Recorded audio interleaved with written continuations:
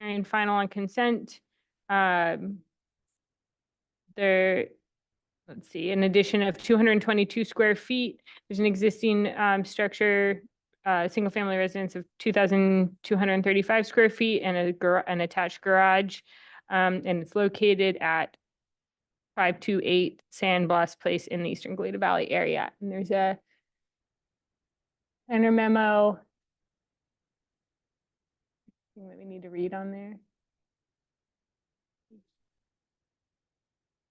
We'll just show it on the screen for the record. I don't think there's anything. Oh, I think they were just correcting the planning case number on it. All right, so other than adding details, is there anything that's changed since the last time we saw it? No. Okay. John, did you get a chance to look at this one? Since we don't have our normal right consent reviewers? Okay, let's scroll through. Chris, if you could note anything that's been added since the last time. Yeah, nothing changed. We just added the finishes. So if you want to see the materials board, that's probably helpful.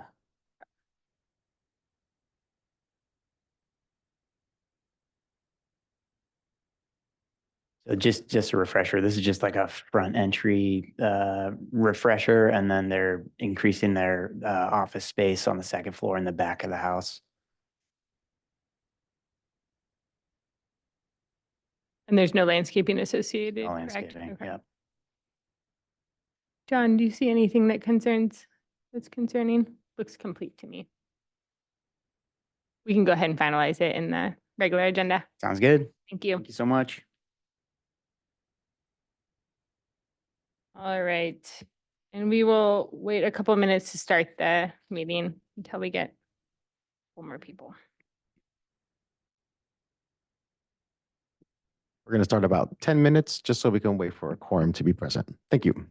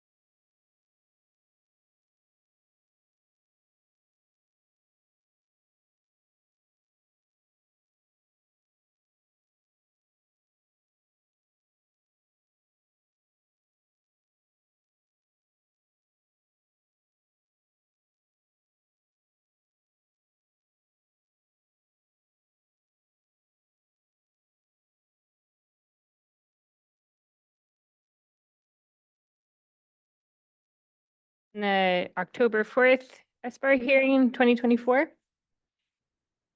And we'll begin with any public comment not pertaining to any of the items on today's agenda. In the audience online. I do not have any letters for any public comment on nothing on today's agenda. Okay, we'll move on to an agenda status report. We have no items that request to continue. Okay. And moving on to reviewing the minutes from September 23rd.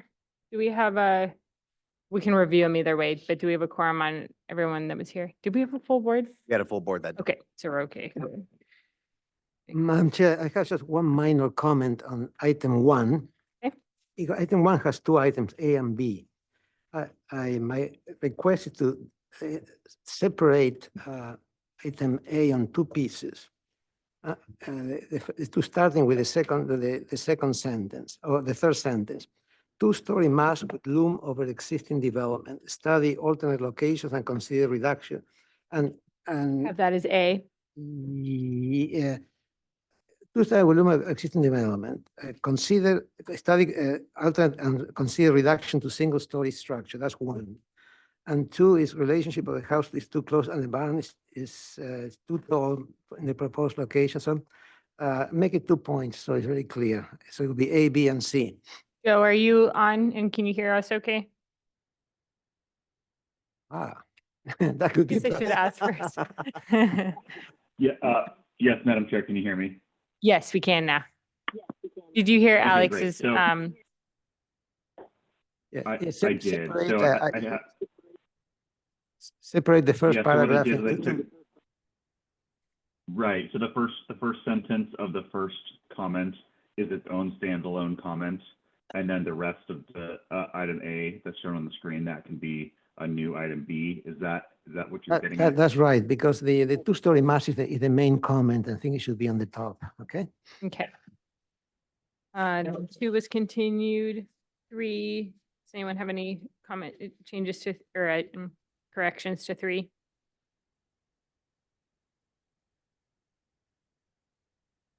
No.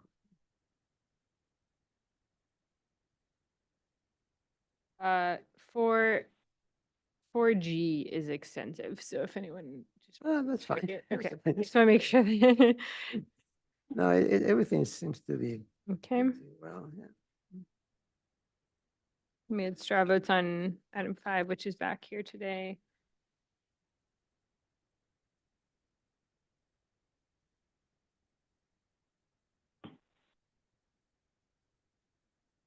Okay. Any additional? We have a very split vote, number 6, huh? 4 to 3. Okay.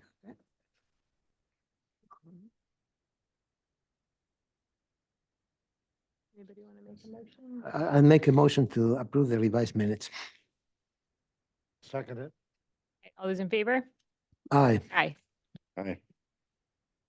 Okay, moving on to SBAR members' informational briefings. Anybody have anything? I have a few emails in my inbox from interested parties who want to step up to the SBAR. So if anybody's stepping down next year and we need to replace, same names as before.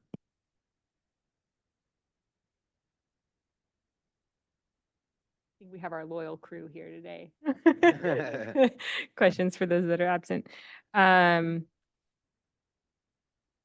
Robert is, no. I'm teasing. Making noises, but not ready yet to step down, but I will soon. And I'm going to be absent for Jonathan, I think, yeah, next week and the week after for out of town obligations. Okay, we'll move on to the staff update.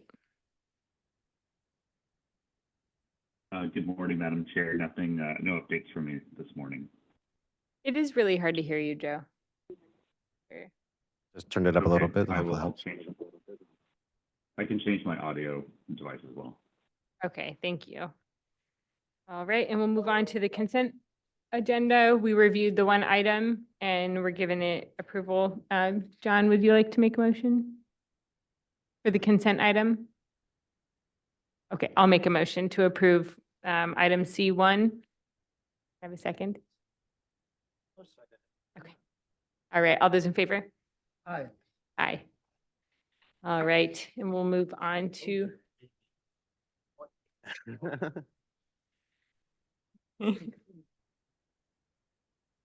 All right, moving on to item 1, La Cumbre Country Club renovations, request of Laurel Perez, agent for the country club, La Cumbre Country Club, here for preliminary and final review of interior remodel and renovation of the clubhouse of 9,887 square feet, demo and replacement of the interior bar of approximately 2,525 square feet, new exterior patios, enlarge existing patios, new interior, exterior fireplace, repair and replacement of doors and windows, grading, and new tennis court. The project requires 1,900 cubic yards of cut and 500 fill for the clubhouse, 1,900 cubic yards of cut and 300 of fill for the tennis courts. The property is 2.06 acres and located at 4015 Via Laguna in the Hope Ranch area. And I was going to see, do we have, we don't- is there- okay, do you mind putting it on the screen just for completeness? So I think there's just one because it needs a conditional use permit. Put it up there. Okay, and the applicant can state your names and give us your presentation. Good morning, board members. I'll just give a quick introduction and permitting update. I'm Caitlin Ernest with SEPS Land Use Consulting. We have Jesse Finicum Schwartz, the architect with Anacapa Architecture, and Courtney Jane Miller, our landscape architect. You previously saw the project in February 2024 and it received favorable comments from SBAR. We would like to note the originally proposed tennis court has been removed from the project. So today it will only be focusing on the clubhouse, parking lot, and landscape improvements. The director level amendment was approved in August. So we are seeking preliminary and final approval from SBAR. And we have also received final approval from Hope Ranch ABR. So I'll turn it over to Jesse and Courtney to run through the plans.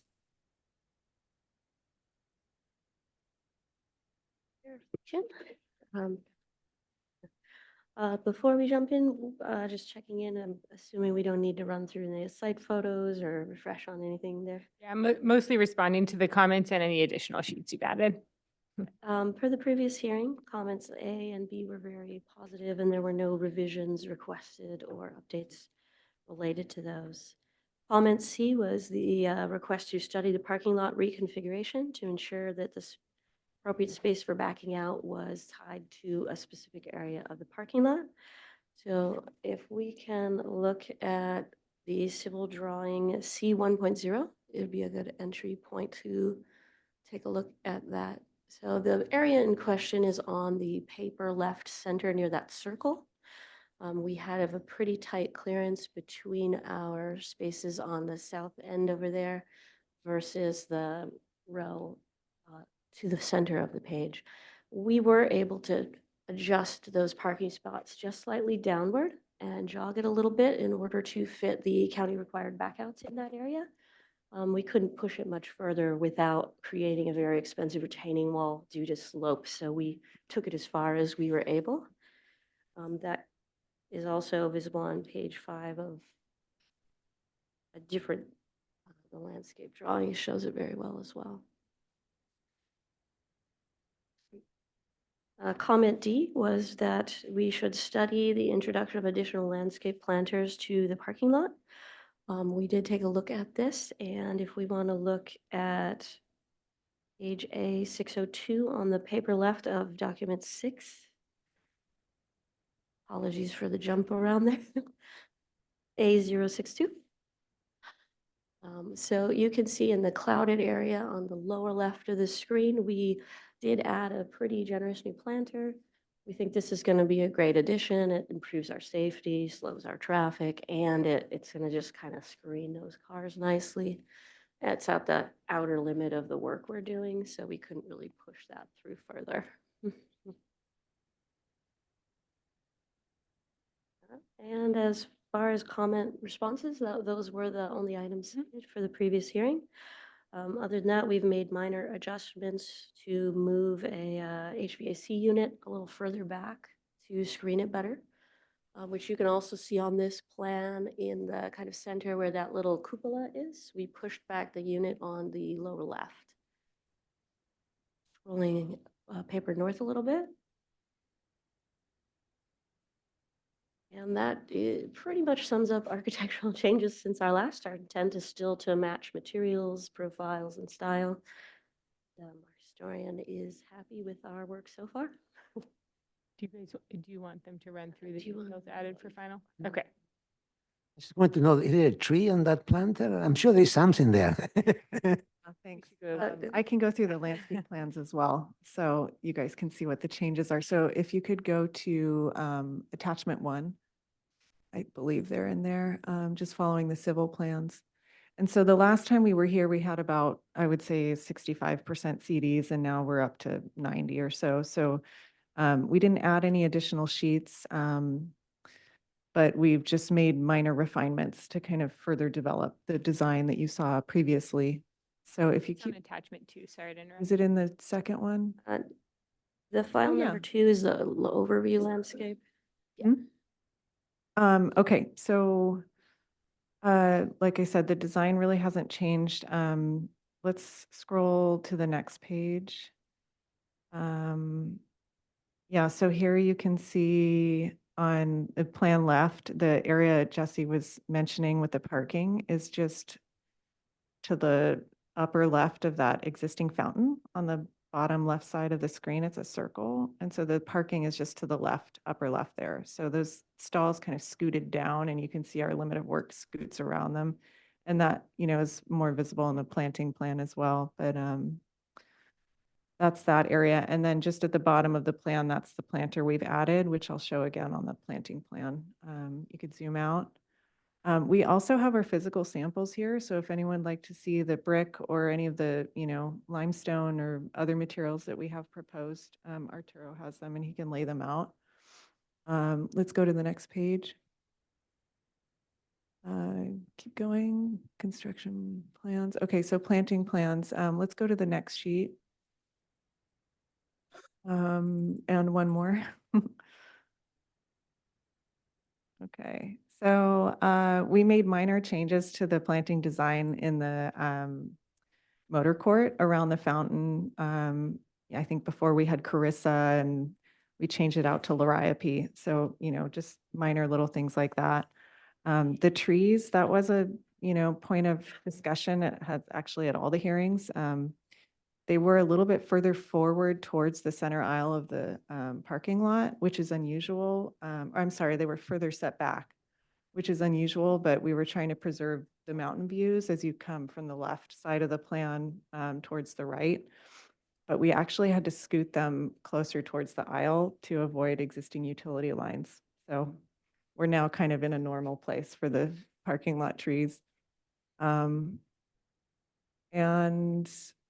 I think you can see the new planter. I believe it's at the bottom of the page, or maybe it's not. Yeah, there it is.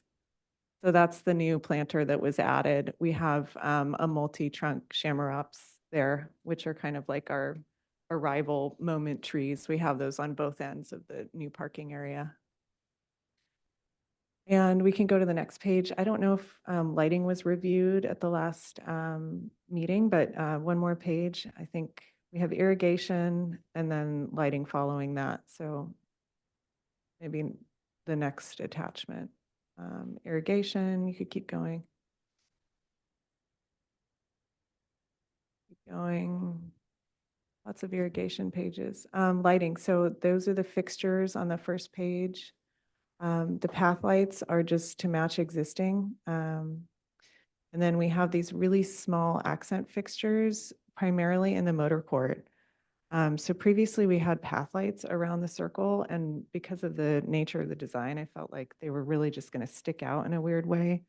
So if you go to the next page, you can see the placement of those fixtures. So they're aiming kind of sideways at the big cycads that we're going to have in the corners. And then we have just these little teeny ones for the fountain there. And then I do want to show you the details too. So next page or next attachment. So the other, again, minor change we made is just refined the kind of size and height of the limestone bowl in that detail. So that scalloped bowl that you see there just grew by a couple inches and then it sunk down. So nothing major. And then there was some concern about, we have these brick curbs in the motor court area, and there was some concern about tires catching those and potentially having, you know, issues with the sharpness of the brick. So we've added a note to ease the corners of the brick in our detail. And lastly, I wanted to show you the 3D images. It's the last attachment on the right in those tabs. It's the 3D presentation attachment. It's that, yeah. So you could just kind of scroll through. There's 3 different views we can show you. Keep going. So that's one. And then more of the details. And then looking back, this is looking west. Can't ever get the olive trees to look right in these. The next one. And the intent, keep going to the next, please. The intent with the fountain is that the basin part is concrete, and we have this really beautiful custom color that we're attempting to sort of match the white stucco, but not exactly. So we didn't want it to be stucco for constructability reasons, but that's the design intent for the fountain. Good. I think that's it. Thank you. Move on to questions from the board. Yeah, 2 things. The lighting is not dark sky compliant. I called the manufacturer for light fixture, and they verified for me that the intent of the dark sky compliance ordinance has been met, that it is a puck style LED with a full hard stop. They just haven't paid for it to be tested or verified. So I did bring an alternate fixture today. I had a very hard time finding something that was close enough to the aesthetic of the existing fixtures and buildings to get where we needed to be on that. But if that's a non-starter, I do have an alternate we could look at today. John, do you mean the landscape lighting or the architectural lighting? The landscape lighting. I think he means the directional lighting. So if you have some more explanation. Yeah, we've used these on a number of projects, and if you aim them sideways instead of up, the plant really obscures that light flare that goes up into the sky. So it's not something that we've had an issue with because the scale is so small as well, but you know, we're open to your comments. Do you have a note on there for that it can't go above 90 degrees directionally? I'm not And sure that that's- we do, but we can certainly add that. Yeah, that could be a comment. No, and also the paving. I think I saw somewhere where you had 2 different brick patterns. Are these permeable paving? Or is what we see here is the white part, is that solid concrete? In this rendering in the foreground, what appears really pale is asphalt. And the brick in the center is not permeable, it's true brick. So it's mortared? Yes. Mhm. Okay. My questions? Okay, any questions, Josh? I have or one minor question. The generally the plant palette looks good. Is the fire department okay with the Italian cypress being close to the structure? The existing cypress? Or maybe I didn't see the existing on there. I just Yeah, I think there's just 2 existing and we're still in review with them. So potentially they'll make us remove those, but we don't have any new cypress proposed that I'm aware of. It looks like there's two 36-inch box. I thought I saw them close to the structure. That was the only thing that caught my eye. Everything Okay. else seemed like a suitable plant palette. Okay, we'll move on to public comment. Is there anyone in the audience or online? If anybody would like to make a comment on this item, please raise your hand in the chat or in the room. Seeing none? Okay, we'll close public comment and move on to comments from the board. John, do you want to go first? Okay. I think it's really nice. You know, I don't know, it's not too formal, but I think it's really appropriate for this, use and the scale of the building. I think it's really nicely done. That'd be my comment. Okay, Alex. I agree. It's a very well designed, very well presented project. I'm ready to support it. Josh. I don't have any further comments. I agree as well. Does anyone want to make a motion? It's here for prelim and final. I'll make a motion for preliminary and final as submitted. I'll second it. All those in favor? Aye. Aye. Thank you. Thank you. Okay, we will move on to item 2, the Posey Bond new single-family dwelling request of Kurt Magnus, architect for Dennis Posey Bond, here for preliminary review of a new single-family dwelling of 1,694 square feet with a detached garage, a breezeway, and covered porch. The following structures exist on the parcel. Oh, it's a vacant parcel. The proposed project will require 100 cubic yards of fill and 2,700 cubic. Oh, it's just a mistype, but I imagine of cut, 2,700 cut. Okay. And it's located at 2970 East Valley Road. Would you like me to read the comments from the last hearing, or has the project? Yes, changed? please. Okay. Overall, this is a nice project. Size, bulk, and scale and architectural style is appropriate. Restudy interaction between porch and gable ends and eaves. As proposed, the transition appears awkward. Study ways to vary window heights to provide more interest in elevations. Restudy attic vent on west elevation. Restudy grading plan. Study whether it's possible to drop finished floor elevation to reduce the total volume of fill. 2-to-1 slope in front of the house is limiting outdoor space and is too much of an engineered landscape. Undulate topography to make into a residential landscape foreground rather than the 2-to-1 slope. Landscape palette is appropriate. Study ways to improve house entry at transition from driveway to house. Consider incorporation of pathways to rear of house. Consider incorporation of garbage bin area to site plan. All right, you guys can go ahead and state your names and give us your presentation. And you can focus on your responses to the comments and anything you've added. Greetings, I'm Kurt Magnus, architect. This is Sarah and Dennis Posey Bone, owners. And so, the main thing we did was we lowered the building pad down and reduced the amount of grading and the slope on the bank on the front. If you go to, I guess, Go to the grading plan. scroll down to the grading plan. There's Lynn. What's the amount of fill now? It was, was it 2,700 square feet, cubic? Oh, yeah, there's a planner memo that says that now it's 700 cubic yards of cut and 1,000 cubic yards of fill. Okay. Yeah, we lowered the pad, Yeah. down about 4 feet and it was an issue with it being too much fill for the community plan, I think Mhm. over 5 feet from existing grade. Okay. So we lowered that all down and then to comply with the community plan, and then the banks in front were 2-to-1 and we switched it to, I think, 4-to-1.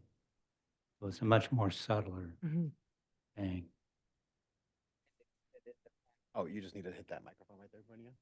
There's a little, Because the microphone needs to be turned on. Push it green. Oh.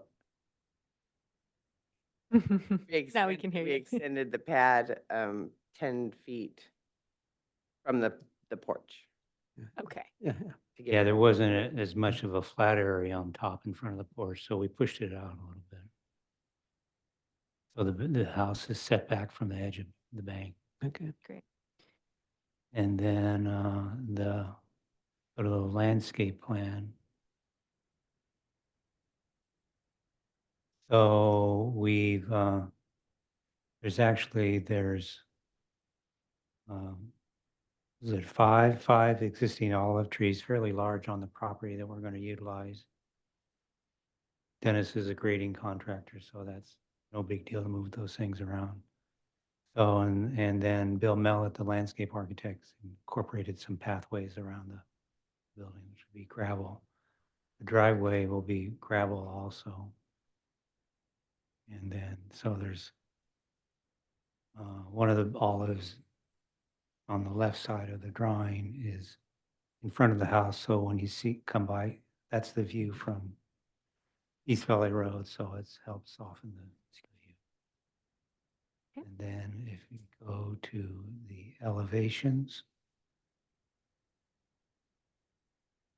So the porch, before the porch kind of started right at the corner of the building, and there wasn't very nice relief there on the corner. So I think Alex mentioned that wanted to see more. Go to the next one, Jonathan. You can see that on the side. Where is it? Yeah, there you go. On the, where is it? Yeah, well, the west side, you can, so the front porch is stepped back from the, Oh, yeah, it's so faint. Oh, yeah, there it is, yeah, on the upper left. oh, the gable end of the main roof is about 2 to 3 feet in front of the porch, so it helps, soften the transition there. And then the windows along the west side there too are rearranged. We did have a horizontal roof or horizontal window at the shower, which was illuminated. So Go to the other one, the other elevation. Yeah, there we go. Okay, all right. I've added some knee braces on the roof to help give it a little character. And the elevations before didn't show the board and bat siding as clearly. It was more of a just vertical, so it is going to be board and bat. Yeah. So the other comments or? Sounds good.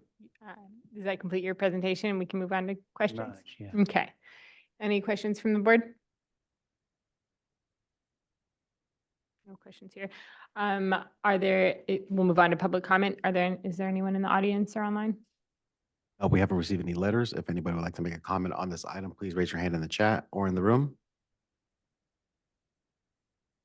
See none? There was the planner memo, if you want to put on the screen, yeah. just for the record. I believe it was to clarify the cut and fill. Everything else seems. Yeah. Okay, so we'll move on to comments from the board. Alex. I think the applicant responded to what we asked. I think the lowering of the pad is a big improvement, and the rest were details well taken care of. So I'd be glad to move this project along if everybody's on board. Sounds good. John, do you have any comments? I agree. Okay, Josh, do you have any comments? And I agree, landscape wise, you will, by the time you get to building and safety, you're going to need the WELO calculations. And so just when you come back, I don't anticipate anything's going to kick you out of water use requirements, but just to note. So this is here for prelim. I'll make a motion to that effect. Okay, I'll second. All those in favor? Final on consent? Yeah, sorry, go ahead, John. Okay, so you can return final on consent. All those in favor? Aye. Aye. Thank you. Thank you very much. All right, and we will move on to the Nazarian edition, item 3. And do I have the speaker slips for this, for all the public comment? I emailed them to you. They should be in your inbox.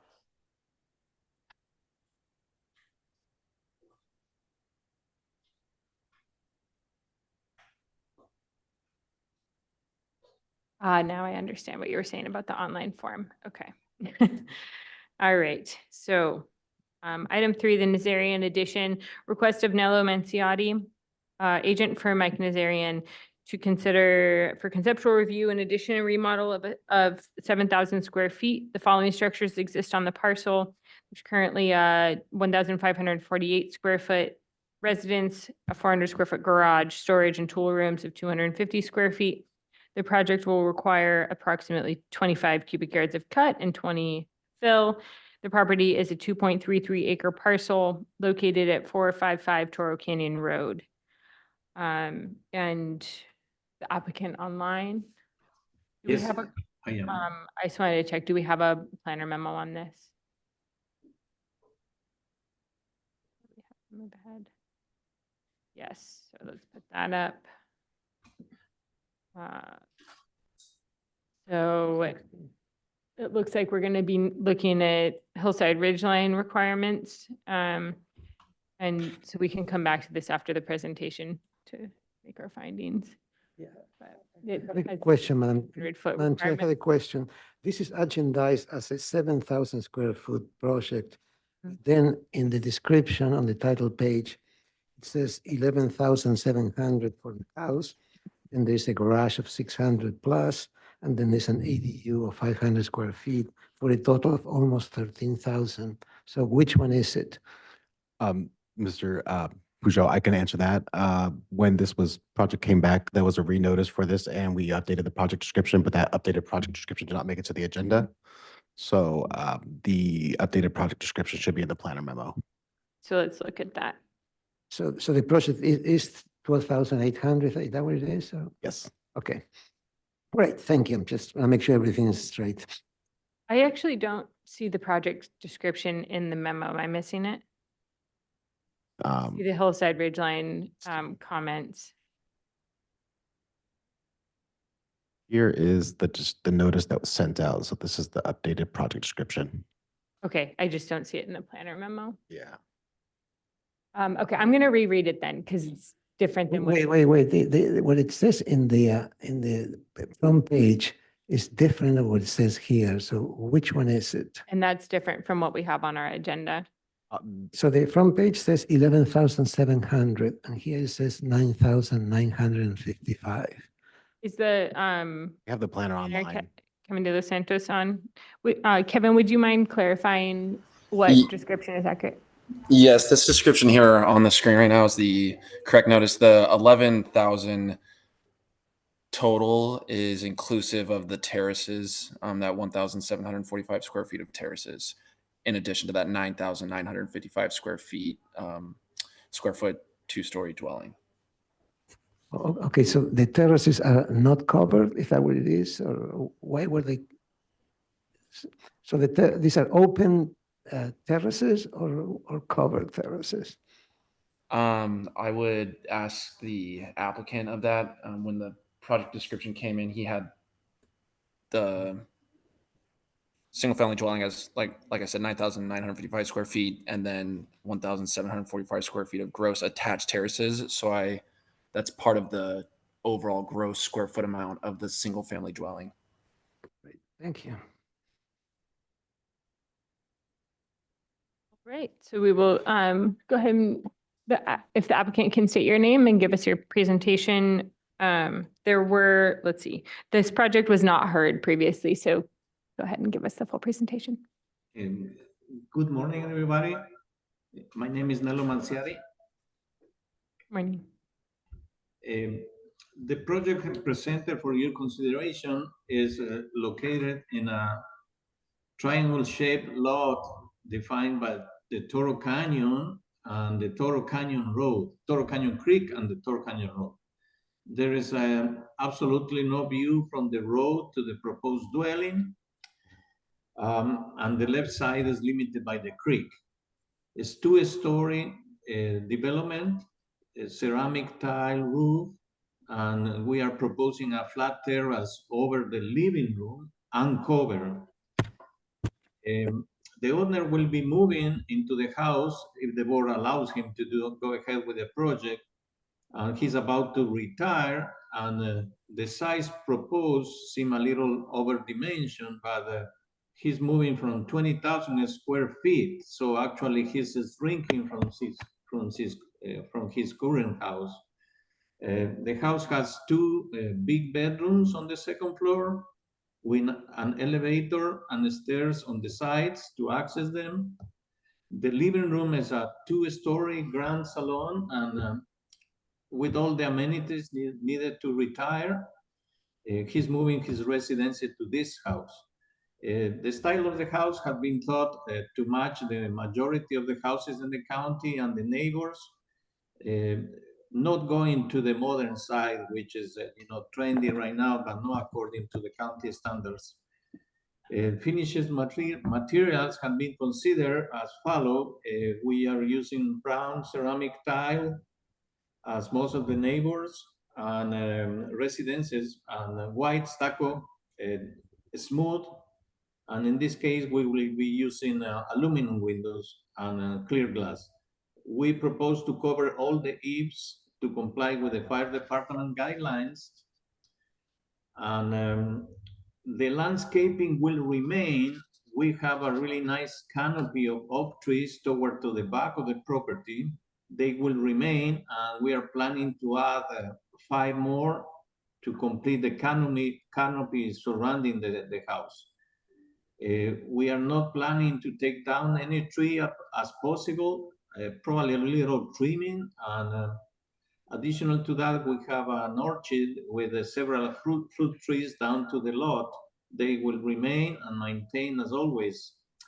And I think that is the main character of the project. If you have any questions, I will be glad to answer those. Thank you for your time. Thank you. Can you present the project with going through the sections and elevations, please?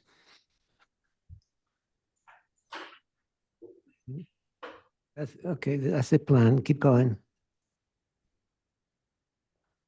That's the existing, right? Yeah, it's the existing house. Okay, how about the proposed? There we go. That's the proposed plans. Yeah. The roof plan. Okay, let's see. So let's look at that. Let's look at the roof plan. Yeah. The next one. Yeah.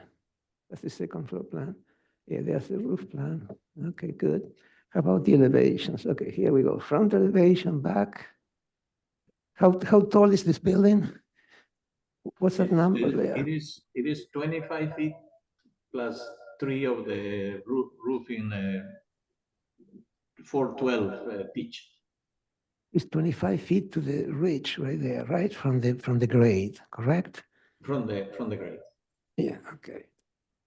Okay. How about the next page? What is that? Those are the other, okay, very good. Okay, what else do we have? There's some sections. Okay, what's 12? Next one. That's another section. Keep going. Anything else? More sections? Yeah. Keep going. Some details. Let's see, look at the details. Second.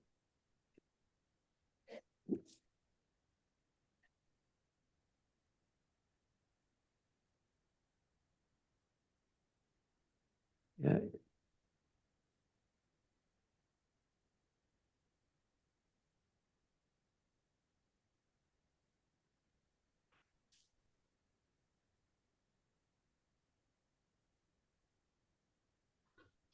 Yeah, I was having trouble with this file too. It's hard to load for some reason. I'm not sure why. It's not huge. It's not the size. It's not the size. There's something there in the hardware that in the software that is. Keep going to page 13, I think it was.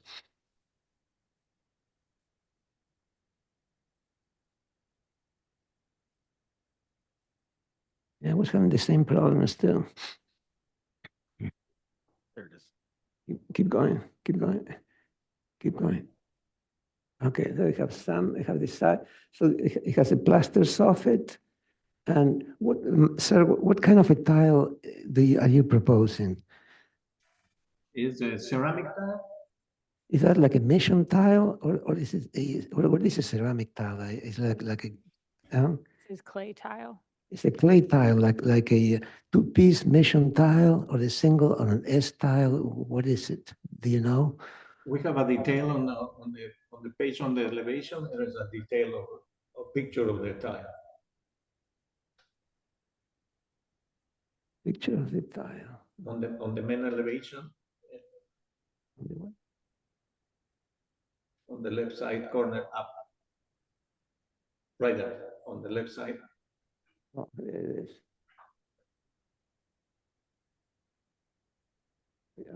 Propose an S style, an S style. Okay, very good. And how about are you proposing gutters, gutters and downspouts and copper or? Yeah, all around.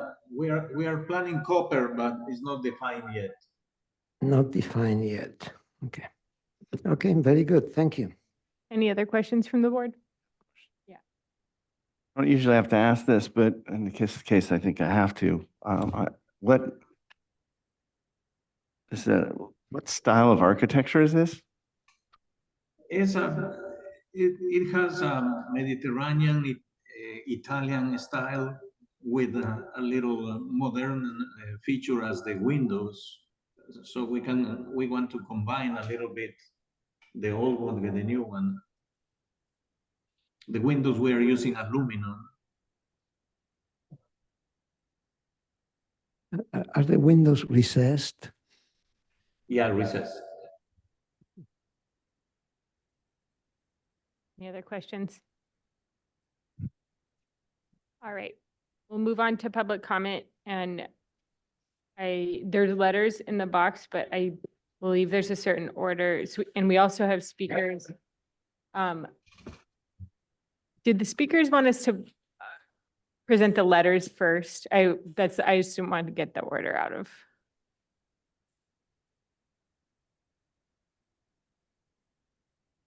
Come up to the podium. Do you want to come to the podium or the microphone? If you want to speak publicly, you need to pull a speaker slip and form a line next to the podium. And when she calls you up, you can state your name and make your statements. Just listen to what she's saying. And So they please, have speaker slips that they submitted online, which is the first time we've had that done. So I'm just trying to, so I'll just call the first speaker and then we'll do the letters at the end. Okay. So Adam Birnbaum. And you'll have 3 minutes, and please state your name for the record.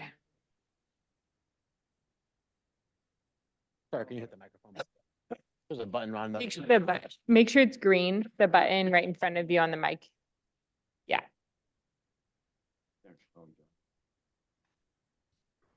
My forte. There you go. Okay. Mhm. Again, Adam Birnbaum, 2615 Morel Road. I do not live in the area, but I have a number of friends who do. And I have some experience with land use planning and design review. I was planning manager with the city of Del Mar for 30 years down in San Diego County, and I was with the Coastal Commission staff before then. And again, these are my friends. Although I do have a consulting business, I'm not doing this on a paid basis. Just these are friends who have are laypersons in this area. So I said that would help them, and to do so, I reviewed the Santa Barbara County Code with regard to design review. I reviewed the BAR's guidelines and bylaws, and I also reviewed the Toro Canyon plan. I'm familiar with the area because I do have friends who live there. Based on my review of these regulatory documents and my experience with the area, I think my friends raised some legitimate concerns about the project's lack of compliance with the county code with regard to design review, with the Toro Canyon plan, and with your bylaws and guidelines. So I'm going to turn it over to them to have them convey their particular concerns.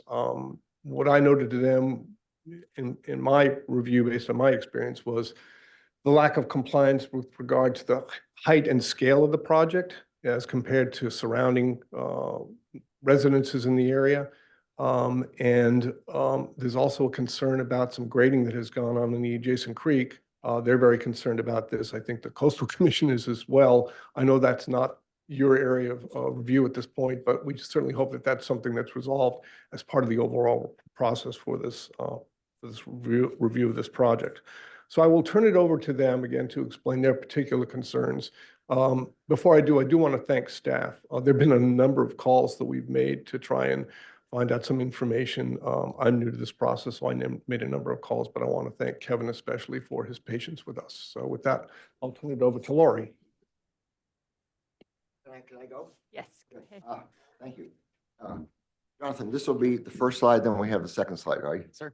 Great. I want to thank you all for letting us speak. Let's go ahead and say your name first. Yeah, I'm sorry. I'm Dr. Lawrence Dorad. I'm a physician, and my wife and I have lived in Toro Canyon for 18 years. Mike Nazarian, who lives on 455, this proposed house, is my next door neighbor for 10 years. And let me say right up front, he definitely deserves the right, should be able to renovate his existing house. But he, like all of us who live in Toro Canyon, have to do it in a way that's compatible with Toro Canyon plan to preserve its quasi-rural quality. And there are a lot of reasons for you to reject this proposal or certainly evaluate it carefully. And my neighbors are going to cover a number of them and what they say, but also in the many letters that you have. We were here on June 7th with meeting with 7 of us. 4 of them could not make it today. So I ask you to humbly please look at their notes and letters. I just want to focus on a couple on size because there are some keywords in the Toro Canyon plan: bulk, size, and scale. And as I mentioned on June 7th, these numbers that we got are from the county, from one of your planners in 2014, and there just hasn't been that much. They're supposed to update them. We haven't got the update yet, but there hasn't been that much development. I've lived there for 19 years to change these numbers significantly. And these are 49 houses. This is our neighborhood. They're an integral part of Toro Canyon. Back on June 7th, we were talking about a mansion of 10,310 square feet. And Kevin from the county told me, of the planner, that the revised square footage, as you guys just discussed, is 11,000 square feet for the house and the terraces, plus 638 square feet for the detached garage. And that adds up to 12,338. And that's not counting the 600 square foot ADU they may put on it. Again, let's just use the data up here with 10,300 square feet. But remember that we're adding another 20%. 2,000 square feet onto that. You can see that the average square footage is of these 49 structures is 2,752 square feet, and the median's a little bit less. And you can see where the 10,000, the old number, was way up there, and the proposed number of 12,338 would simply not even fit on this slide, and it's 4.5 times the average house in Toro Canyon Park, in Toro Canyon, in our neighborhood. And okay, you could say justifiably that, look, Mr. Nazarian's lot is 2.33 acres, and that is a factor. So let's look at the next slide, please. All right, that was 3 minutes. That's We need you 3 to. minutes, so please give us your closing. Oh, okay. Right. This is mean gross square footage per acre for the 49 houses. And the mean gross square footage is 2,132. The median's a little bit less than that. And the proposed Nazarian mean square footage per acre is more than double this. And remember, that was for the old number, 10,300. This is much more. The bottom line is the plan violates the spirit and the letter of the Toro Canyon plan, which was meant, and I quote, to allow development in a manner in keeping with the semi-rural quality of life. And the primary intent of the plan, it says it, the primary intent shall be to improve the quality of new development. And that occurs within the area and to the enduring benefit of the area and its inhabitants. In closing, I've read the bylaws that govern this committee and posted online. And section 6.2 of your bylaws is about required findings for SBAR approval. And I quote, in order for you, this body, to grant final approval to a project, the County Code section 2.33.15 requires this board to determine whether the structures are appropriate and of good design in relation to other structures in the immediately affected area, and that the proposed All right, houses. sir, I can't, I have to give everyone equal amounts of time. No, but I'll read the 10 seconds. And that I'm just quoting your bylaws. And that the proposed structures are in proportion to and in scale with other existing properties surrounding the area. And if you can't make these findings, you cannot approve it, and you have to at least send it back for revision. Again, we don't want to deny him the ability to build the house. It just has to be more. Sir, we understand our purview. Your time is up. Thank you very much for your Thank you. time. All right. Moving on to Jeff Chapin. Can I have a response for that? Not at this time. I'll give you a minute after all comments are completed. Thank you. Am I on? Yeah, okay. Good morning. My name is Jeff Chancer. Answer. So Okay. read on the- And I live at 504 Toro Canyon Road. I'm a neighbor. I'd like to begin by both thanking Kevin and Jonathan for their responsiveness, their help, and their guidance with putting it all together and agendizing everything. And they've been very, very helpful. So I wanted to thank them. I'm going to start with just a brief snippet of the Toro Canyon plan. It's a large plan, and I did not read all of it because it's pretty cumbersome in parts. But the part that I did read, and I'm wondering if you could put it up there, please. It's new. Maybe one back. Close. That's the one right there. And you can go to just the highlighted part. Thank you very much. In this part of the plan, it states clearly, and I just want to highlight one part of it, that the property or the additional development is compatible with the existing scale and character of the area. Pretty clear language. This particular project or renovation or whatever is not compatible with the existing scale and character of the area.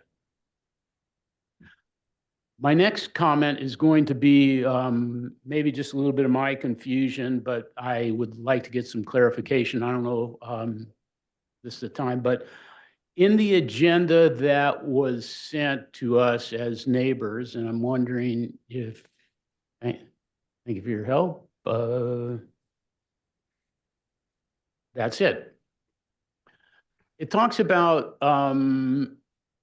conceptual review for demolition of the existing 1,548 square foot single-family dwelling. Construction of a 9,955 square foot two-story family dwelling, the garage, etc., and the terraces.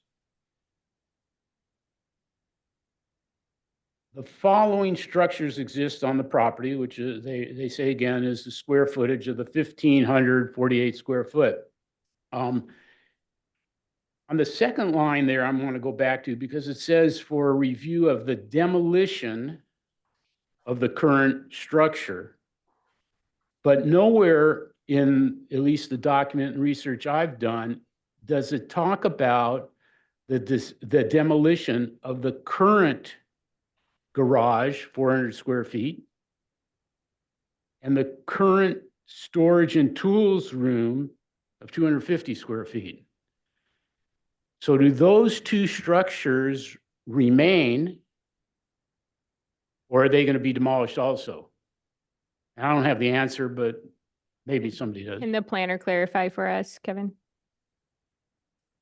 Yes, so the garage currently, the existing garage is currently being proposed to be converted to an ADU. And the storage tool shed is an unpermitted structure, which will be removed and demoed as part of this project. So if the garage is going to be converted, the 400 current 400 square feet garage is going to be converted into something else, doesn't that add on square footage to the property? So the ADU isn't under review. It's not, we aren't allowed to review Okay, them as part of I'm our just purview, curious. which is probably why it didn't get agendized, but Okay, valid because it question. wasn't clear here, and it didn't say that the tools room is going to be demolished, Mhm.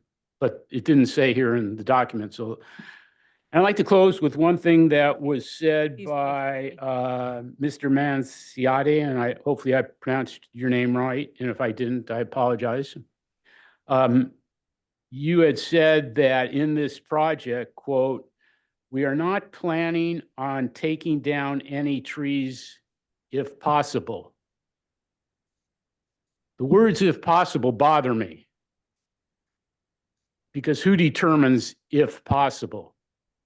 Do you determine that? Does the city determine that? Do I determine that? So Most that's likely this bothersome. project will require a arborist report, and I'll give the applicant a chance to respond after comments. I'd like to thank everybody for their time and the consideration. It's much appreciated. Thank you. All right, and we'll move on to Antonia, and I cannot read the writing on your last name, so please state your name. No worries. Good morning. I'm Antonia Robertson. Probably should take my mask off. I live right next door to the subject property. And we all love Toro Canyon. There's people who cannot be here today because they're traveling, but we all are pretty smitten up and down Toro Canyon about the beautiful character of the property, of the whole landscape. And I want to say that there's just something so special, and I'm very worried about kind of galloping Beverly Hillsization and huge, large houses starting to be permitted in the neighborhood. Because once it's gone, once there's start to be a few of those, you know, there's a buildup and it becomes the norm for the neighborhood and the whole character will change. You can't put the genie back in the bottle once you have a bunch of 10,000 square foot houses. That's a radical change. Right now, fairly small place, 1 story. It's certainly going to affect our view. I noticed the Nazarian paperwork says that it won't, but my husband and I sit out in the mornings and at sunset, and we enjoy a view down to the beautiful blue Pacific through the trees. So we have some view, not a sweeping view, but we have views that we love and treasure. And we just feel that the size and bulk and scale and design of this house are completely inappropriate and will very much affect our enjoyment of our property. Many ways that Toro Canyon is pretty special. The Toro Canyon plan mentions there's more riparian live oaks than anywhere in the Southland. That's page 139. Wave this heft of the Toro Canyon plan in the air. Years back, citizens and residents became concerned about larger houses and the changing character that started to creep into the neighborhood, and a lot of county money and taxpayer money and time, effort, a lot of research, biologists, you name it, was done to establish the plan as a guideline for the Board of Architectural Review and future development. And you've had some quotes of what people were looking for to keep the character of the neighborhood and the semi-rural character complete, which doesn't really go with kind of mansions. So I would like to read, in conclusion, a little bit of Cindy Davidson's letter to the board, because I think she expressed it very, very well. I would appreciate the board hesitating and really diving deep into projects like this one in the Toro Canyon area, as it sets precedents that are incongruent to what people who call this area home desire. It violates the Toro Canyon plan, which was given much thought when it was written to preserve the rustic rural nature of the area. The obvious scope and size of a huge mansion at a total of 11,000 700 square feet on a just over 2-acre lot is so wrong for our rural area, and it goes against the Toro Canyon plan, violating it in several ways. It does not meet the community design plan, honoring open spaces around structures, limiting overdevelopment, and the scale of house to property exceeds the definition of rural. So thank you very much for your time and help putting it all together. For your comments. Is there anyone else online with their hands raised? If anybody else would like to make a comment on this item in the chat, please raise your hand. Everyone in I think that was everybody. So let's go ahead and put the speakers or the public comment letters on the screen for the record. Some of them were already shown. Cindy Davidson's was read. Letter from David and Betsy Freed, I read previously, is from they're a neighbor. Up there. And then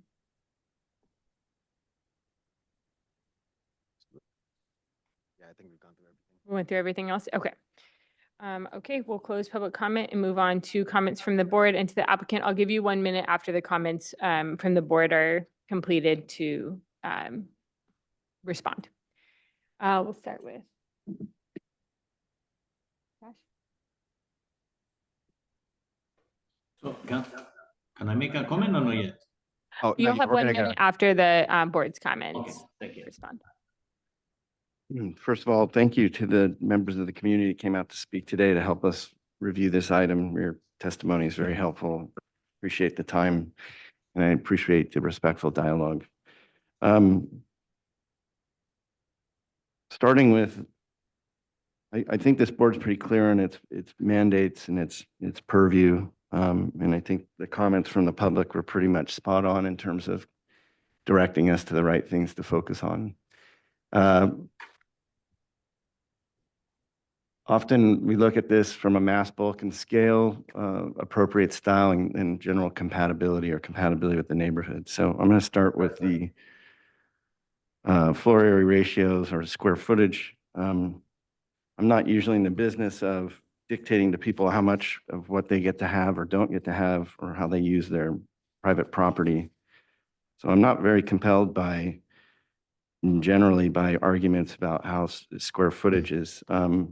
Although I can see that this house exceeds the mean and the average pretty significantly, and the exhibits presented show that pretty clearly. So I don't think that's something that's not easy to ascertain in looking at this and surveying the neighborhood. And but I don't think it's that controversial, and here's why: because I think good design can resolve just about anything, and this is a design review board. So if the applicant wants to persist with this much square footage, then they're going to have to do a lot of revisions to this project to create a design that I would find support for. Right now, I can't find support for this project, and here's why.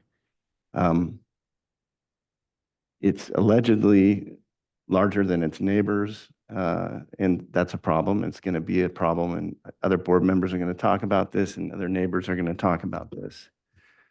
But fundamentally, and I'm going to say this, and this is going to be very harsh criticism, and I'm going to provide harsh criticism because I don't want to see this homeowner or this applicant waste any undue time continuing with this proposal. I think the proposal's very unacceptable. I've been sitting on this board for almost 8 years, and it's rare to see a project that is this far off the mark. It's clear that the applicant's representation is not aware of how traditionally homes have been designed and built in Toro Canyon, and you're completely out of stride with, as you heard from the neighbors, the spirit of what Toro Canyon's planning implements have sought out to do, and what we and the neighbors who appreciate this beautiful resource and area have been striving to do for many years. This project is not compatible with this neighborhood at all. To be specific, I suppose I should be. The architectural style is not a style that is generally compatible with this neighborhood. There's nothing rural about this house, pastoral, and it's a hodgepodge of design elements. And I know houses like this get built in other parts of the world. And, you know, I'm sure it's intended to be of nice quality, but it's patently inappropriate for this community. The use of non-regionally specific materials like the marble are you know, can be brought forward in contemporary designs when the design is of a high quality, and this isn't a case where I could support that. The detailing's wrong. Elevation. Right. Front. The window fenestrations and the execution of the details is wrong. Well, not say wrong, it's just inappropriate for the site. So I just, excuse me. I urge the applicant to revisit this project entirely. If you bring this back and fight for this design, I don't feel like you're not going to get anywhere with me at least. And I just want to be really clear about that. I do not want to waste your time. I'd love to see you design a home of your dreams and build it. I'm here to help you do that, but this proposal won't get you there. I'll let the other members pick away at it, but it's just, this is not what we're going to be doing in Toro Canyon. Not to mention the fact that you've far exceeded the hillside design guideline height requirement of 16 feet, which really, from that standpoint, I would almost recommend that we don't even waste our time having this conversation today because it's so far out of the range of acceptability. There's nothing here that would compel this board that I can see to make any finding to allow this applicant to exceed that 16 feet based on what they're showing us. So I'm kind of surprised that the planning staff even thought that this should be agendized with that egregious of a request. It's just traditionally so far off the mark from what this board would ever want to approve. So that, like I said, those are going to be searing comments, and I hope, with all due respect to the applicant and their representation, that you understand why I'm doing that, because again, I don't want you to think that you're going to move this project forward the way you've currently presented it. You need to rethink it. And we all hate saying this, but I don't mind saying it. I think you should seek out a local architect to help you find your way, because you are lost. Yeah. Okay, can we go to the elevations? They go to the front elevations. Yeah, I totally agree with that. And I don't want to be, I mean, there's two issues. One is the size, and then is the quality. The size is, well, it's been explained already, but because you're asking for a modification of 9 feet, in height, these modifications are granted for exceptional design quality. And, this is the opposite. It doesn't have that exceptional design quality. It has, if you would like to go on a mission style, that's what it seems to be, or a mission revival, you got the materials wrong. You need a 2-piece mission tile with a double starter course. You need copper gutters and downspouts, and they can be OG or half round. You need deeply recessed windows. You may use metal windows, but probably steel windows, not aluminum. And the way you use the breakup in the windows would be like a true breakup. And by deeply recessed means that some of those walls would be 12 inches, on the size of scale of this mansion. And you have traditional details, the eave details, gables, the soffit, the plaster soffit. That is not a traditional. I mean, that makes the fire department happy, but that doesn't make that doesn't match the style of this building. So this is really not an acceptable project, and I'll just leave it at that. I think it should be a one-story, a more, a scale more compatible with the neighborhood, and much better detailed. Either if you want to, you can go in this style and follow a certain style, or go in a more agrarian direction, which will also be another way to go. But this is not going anywhere. Thank you. John, do you have anything to add? Well, I agree with those comments. I mean, this is a symmetrical Beaux-Art kind of approach to this design, which is inappropriate. I think that the applicant should review the Toro Canyon plan and take it to heart and start over. Okay, that'd be my comment. I agree with the previous comments, and I just wanted to add on the landscape and site planning. On the survey, I don't see any existing trees located on the survey, but I believe in the aerial photo, it looks like there are. So just adding all of the pertinent information onto the survey is really important. And then more detailed site planning, and a project of this scale, whether it's redesigned or not, would require a landscape plan. It's going to disturb quite a bit of land to get something like this built, and so it will just inherently require a landscape plan. At concept level, we don't necessarily require it, but it's good to know where the site planning and landscape is headed. So with those comments, I'll give the applicant a minute to respond. Mr. Manciotti? You're muted, so you just have to unmute yourself.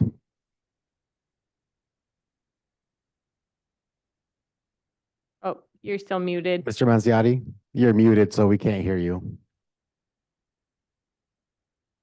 Mr. Manciotti, if Okay, you. can you oh, hear sorry. me? Yep, now we can hear you. Yeah.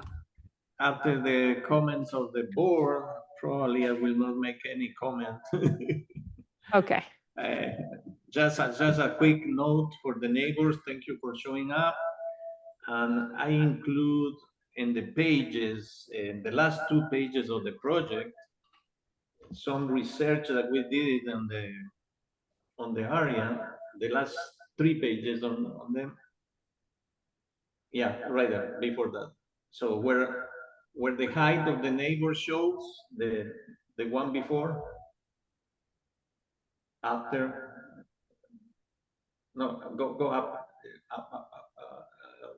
next one, that one. We did a research for all the heights of the neighbors, so everybody around the neighborhood is over the limit of the height, everybody. Okay. And in the next page, we are trying to comply with the setbacks to the creek, and all the neighbors are not complying. You know what I mean? We are trying to comply between the limits Understand. of the average of the neighbors, which everybody is out of the code. Anyway, that's just to put it on the board. And the other question about the size, all the neighbors have an average of 1 acre, and the average is 3,000 square feet. So we probably go oversize it, but if you do the research, you find out that if you have 1 acre, you are about to build 3,000 square feet. We have 2.5 acres. If put a relation between both of them, we should be allowed to do at least 7,000 square feet. And there's one neighbor. Thank you, sir. 7,000 square. Your time is up. Anyway. Yeah, Thank you I so would much. encourage you when you return with to come with an FAR study of the neighborhood. If that's your concern. All right, that is our time for. Board Member Bloomer has an additional comment to add. So a little bit of a repeat, but I want to make sure this comment gets clearly communicated to the applicant. This board member does not have a concern about your building height per se, nor your proposed square footage per se. And if you want this board, or you want my support of your project exceeding a 16-foot height limit or carrying something in the range of 5 to 10,000 square feet of enclosed space or architectural space or development, whatever you want to call it. This current design proposal won't get you there. We will only, or I will only support a project that exceeds that height restriction or pushes the boundaries of what the average square footage are in your neighborhood based on an evaluation of the quality of the design. And if the design isn't there, then I won't find for those things. And again, you have to, as these other three members of this board, I think, have agreed, you need to start over. And you need to find a architecture, a massing, a detailing, and an architectural style that is compatible with the Toro Canyon plan and Toro Canyon existing quality. And one thing that wasn't mentioned about our purviews, one of the things we're here to do is maintain the property values of the surrounding neighborhood.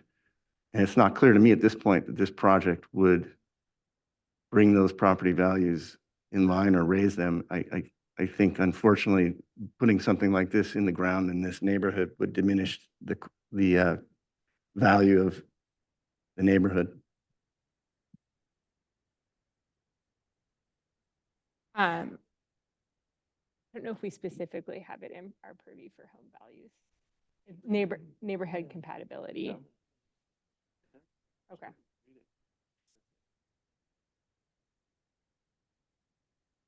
Good quality. Okay. Okay. All right. So it's agendized for concept, and I would recommend that when you revisit the comments that you return for further conceptual. Does the board have anything else? Okay. All right. Thank you for your presentation. Move on to item 4.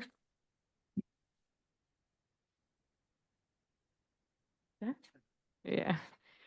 Vista Oceano LLC, a single-family dwelling and garage. Thank you. Thank you for your public comment. The request of Joe Shushtari, agent for Vista Oceano, here for further conceptual review of a new residence of 11,539 square feet and a new garage of approximately 1,770 square feet. You guys want to argue? Is it home value? That's why I just, for the record, I just wanted to be clear. Value. Okay.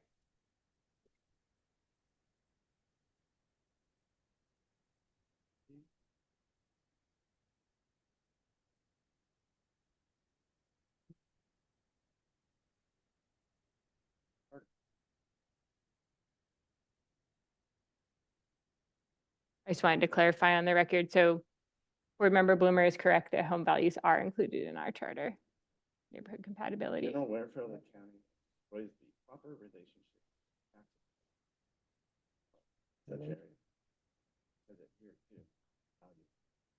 Okay. We're here to maintain the property values of these neighborhoods, number one thing. Okay. Moving on to item 4. The parcel is currently vacant. The proposed project will require 1,493 cubic yards of cut and 115 of fill. The parcel is 11.3 acres and located on Vista Oceano Lane in the Toro Canyon area. Let's see, is there a planner memo on this just before I read the comments? Nope, there's not.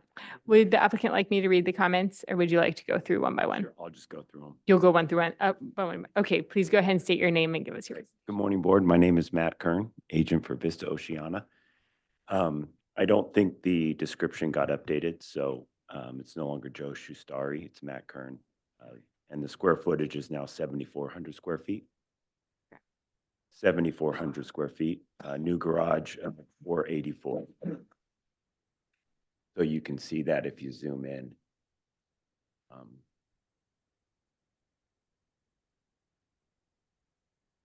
project. So I just don't think Kylie was able to update the project description, or I failed to update it. Okay. So first comment you had, proposed project has improved significantly. Thank you very much. Architecture style is more appropriate with the size, bulk, and scale. We appreciate. This is a very large project. Comment C, a large project on an agricultural lot needs to study to ensure it incorporates design and landscape elements that make it compatible with the surrounding environment. Make the scale and commercial detailing less, reads less residential, study ways to refine the project. So we believe we've done that. If you go to the first page, I think between this comment and the comment that it looked more like a La Quinta golf course, one of the sides, I think was a comment before. I think we've redesigned the elevation to make it more compatible with what we think you would appreciate. On E or D, consider integrating limited architecture projections above the standard 16-foot height limit, which we've done there. We've added a little bit more elements to the roof line. The bell, more hacienda style that you can see there. Number E, study end piece from A5 as designed does not conform to other elements. I think that was the one, the west elevation. We've redesigned that so it's not a stucco wall. F, study the main entrance elevation on A5, glazing on windows adjacent to main. So the windows have all been, they're all recessed. There's no issue there. G, siting and development is generally appropriate. However, restudy the garage location as it appears awkward and a backup space in the garage is insufficient. So we noted that so we did move the garage location on the plan. We agree that wasn't a great place for it, so we changed that. We also included a hammerhead circular for fire. That's a sheet that we submitted in here. Jonathan, if you want to scroll down. Right there. You scroll back up. So there's we did a circular. We looked at the fire code and had the circular fire thing in there. So we included that to meet the requirements. Return plans that include dimensions and structures of architectural, correct elevations, north, south, east, west. So we've reoriented everything so that is true north going up, and we've marked it accordingly. Show adjacent existing structures on the site plan. So there are no structures within 100 yards of our of where we're building, but we have shown the existing garage there that our neighbor has. So that's shown there, but there are no other structures really within the vicinity of this building pad. And then return with the landscape plan. So we've thought about how this project sits in a orchard. It's agricultural. And so our plans currently are to simply put crushed gravel up both driveways. We like the concept that you had about utilizing both driveways going up to the site. Right now it's dirt, so we're going to have some crushed gravel limestone going all the way up to the site, and then around the residence, there'll be the crushed gravel up top with just the residence that then feeds into the existing orchard. So no removal of trees. We're not going to be adding any additional landscaping. We're going to keep the building on just to kind of go in line with the orchard, just kind of feed into the orchard. So that is the plan there. You had a comment on separating sidewalks from driveway. We're not going to be putting sidewalks up there. So we're not going to pave it anymore to have this pavement look. It's going to have more of an agricultural driveway feel as you go up. So number I, study ways to, or L, study ways to incorporate planting between the driveway and property line to provide vegetation buffers.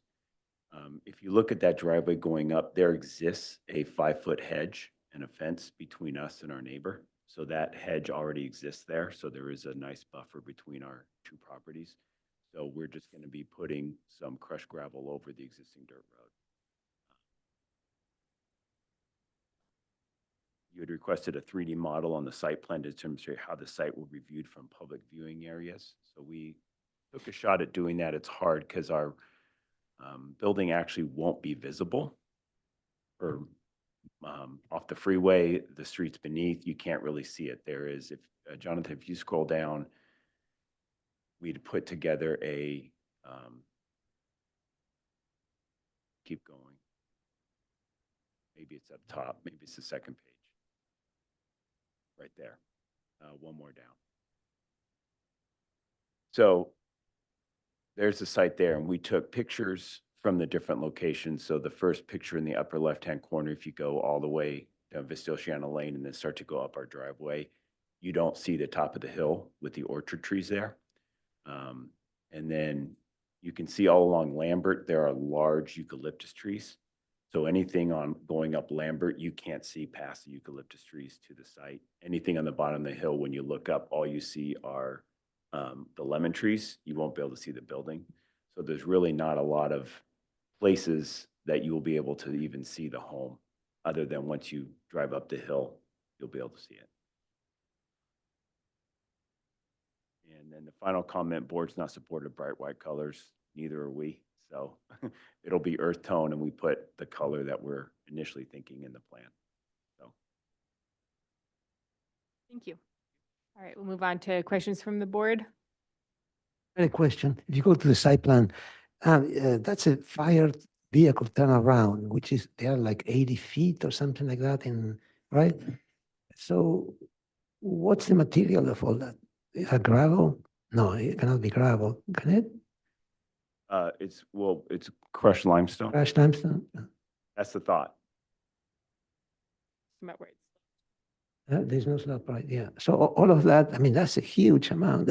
It's dirt right now. We want to keep it natural. Initially, it's going to be paved driveway. I just don't think that fits. No, that's better, yeah. Agricultural. So we're sticking more with the dirt. Has too much mud, so something to create an earth feel. But let me ask a question. Can you put a center to the circle? Can the is it possible, or is that one of the fire? It depends. I think they'd have to size up their camera or their circle to allow for the. It's a bigger circle, right? Is that it? Okay. All right. Thanks. All right. Any other questions from the board? Okay. Move on to public comment. Is there anyone in the audience or online? We have received no letters. If anybody wants to make a comment on this item, please raise your hand in the chat. Seeing none? All right, we'll move on to comments from the board, starting with John. Well, I mean, this is a very unusual concept. And I think that visually the arches are very strong. Jonathan, could we go to the elevations? Perhaps the arches may not be full half circle or half circle. And at the top there should be more space. It's the scale of them is kind of off. I wonder if you could study that and see, I guess what I'm trying to say is that I like to soften it a little, and it's very strong in this concept. And the Mission Bell, I mean, I don't know about that. Well, it's a detail, and I don't know what to say about it. But I think in general, this idea of this arcade, to access these rooms is really a fresh idea. And I think that it just seems that the elevations are harsh, it's strong and could be softened. And anyway, that's my feeling about it. I totally agree. I think the project is in a stage where it's approvable in terms of mass bulk and scale and so forth, that the details need to be worked out a little bit. And I'm glad, I appreciate your response to all the comments. Maybe if I go to the board and I'll point out, do I need a microphone or?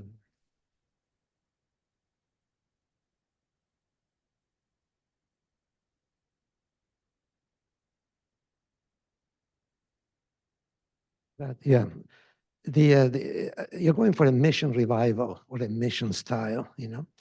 And what John is talking, and I totally agree with that, that space right there, these arches overtake the composition.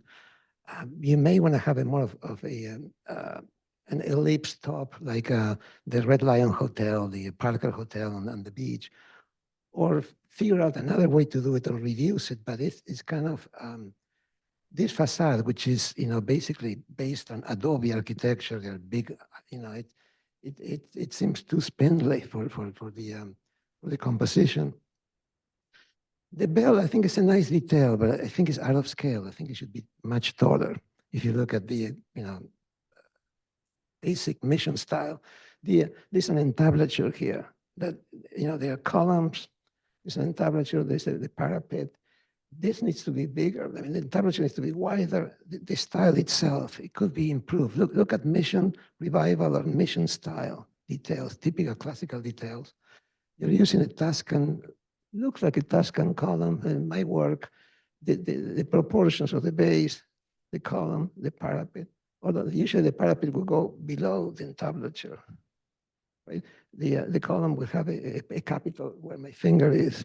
And then would be the entablature, and then this would be something else, and it may have something on the corners, etc. I mean, I think this has a lot of potential, but it needs a little bit more work. Again, this space right here, very, very, very tight, does not work. It has to be more. This might be a little bit bigger. You have to figure out a way so it doesn't mess up your views. Another thing is the colors. I'm not sure if this color right here on the arches works as well as I mean, I'm not sure if it's a precast stone or what you're trying to do, but I'm not sure about the colors. These terminations are fine. I mean, I think they help. The chimney caps seem to be on a different style. I think it's good to have them, but I don't think it matches the mission, the style that you're looking for. Those are my comments. Thank you.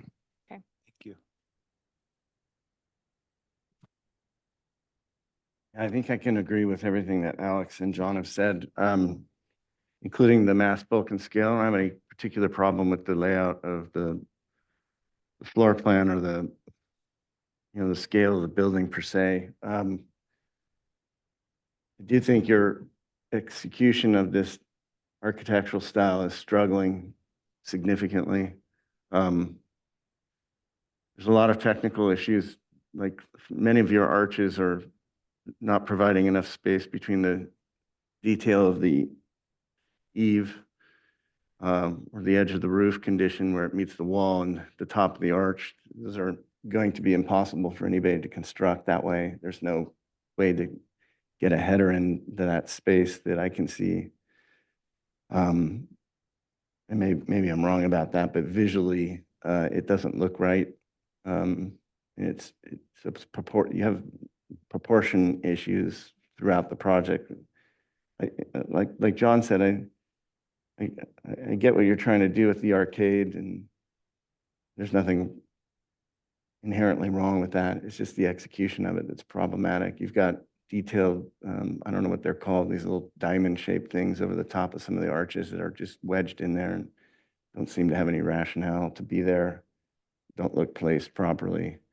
Agree with Alex that you have this central element and it's kind of modulated with the rest of the roof lines. And if that's supposed to look like some sort of hacienda mission type element, it probably should be a bit taller and balanced out and studied. I don't see any diligent effort here by the architect or the designer of this project to actually think in terms that architects think in, because there's no elevational study going on here. Usually when architects draw things, they draw a finished floor and plate heights, and they start to develop a set of control elements in the X and Y coordinates and start to follow those. And head heights are important.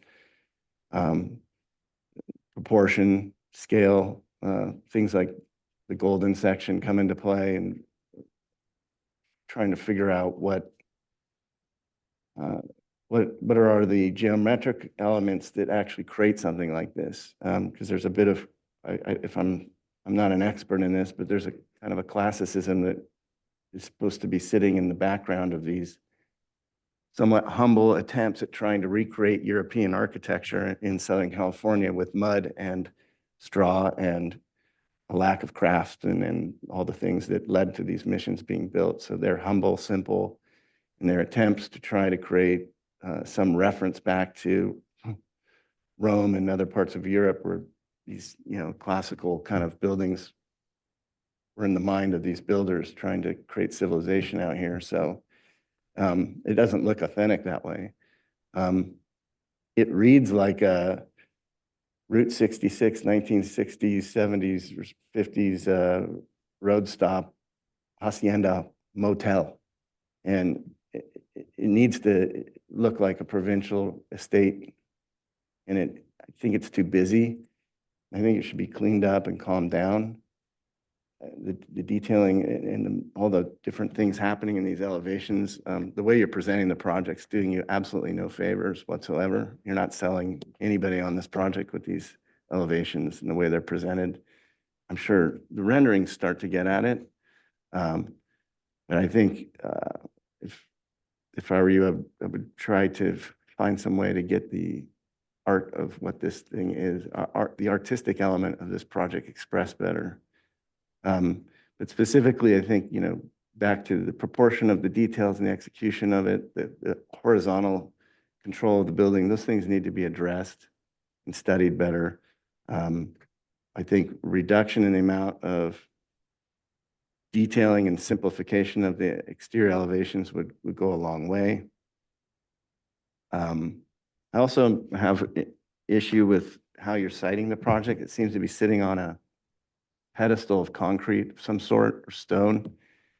And it doesn't engage the site in any meaningful way. It's just kind of an imposition on the flat plane that you have there and kind of an island within the landscape. And I think some more work could be done to integrate the exterior surrounding site with the layout of the house and just having it sit up 18 inches above the ground and completely ignoring its surroundings and not connecting to it, I think is a missed opportunity, and it's not good design thinking in terms of the site. So maybe a landscape architect could help with that. I don't know.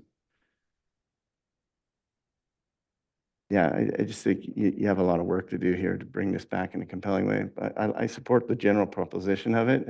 The execution of it is still not there. And I agree with the architect's comments. I appreciate that the scale has become much more reasonable for the site. But I think that a house of this scale does deserve a landscape plan. I think it's defensible to retain the existing orchards, but I think you're going to need some, especially on the motor court side of the house, some landscaping to ground like into the corner of the property and to really ground the architecture. Take a look at the siting, as Josh mentioned, for whether it needs to be up on a pedestal or if it can nestle into the site a bit more. But even on the orchard side, I think you're going to need a transition landscape between the structure and the orchard. Madam Chair, can I ask a question? Yes. I'm not clear what you're saying. Are you saying that the applicant should do a full landscape plan? Yes. Okay, because I didn't hear that. Yeah, that's what I said. A project of this scale needs a landscape. Yeah, so I'm going to concur with that. I think you should have a full landscape plan and probably a landscape architect sitting next to you at this point. Okay. I also will just advise you, I appreciate the rural nature of the driveway. Take a look at your slopes because over a certain percentage, the fire is going to require alternate materials. And so we just want to look at how you address that when you inevitably need some material changes. Okay, so this is agendized for further conceptual. Does the board have a feeling on how it should return? Well, I think the mass Vulcan scale is fine, but it's not ready for preliminary because once preliminary is the basis for working drawings, and It's not agendized for preliminary. Yeah. You should re- And I'm yeah, telling, you should Return for further conceptual or. yes, flash No. preliminary. nowhere near preliminary. No, no way. Oh, okay, all right. So return I don't want to set that precedent, not with this many problems. Return for further conceptual. Thank you. Okay. Do you need a recess? Oh.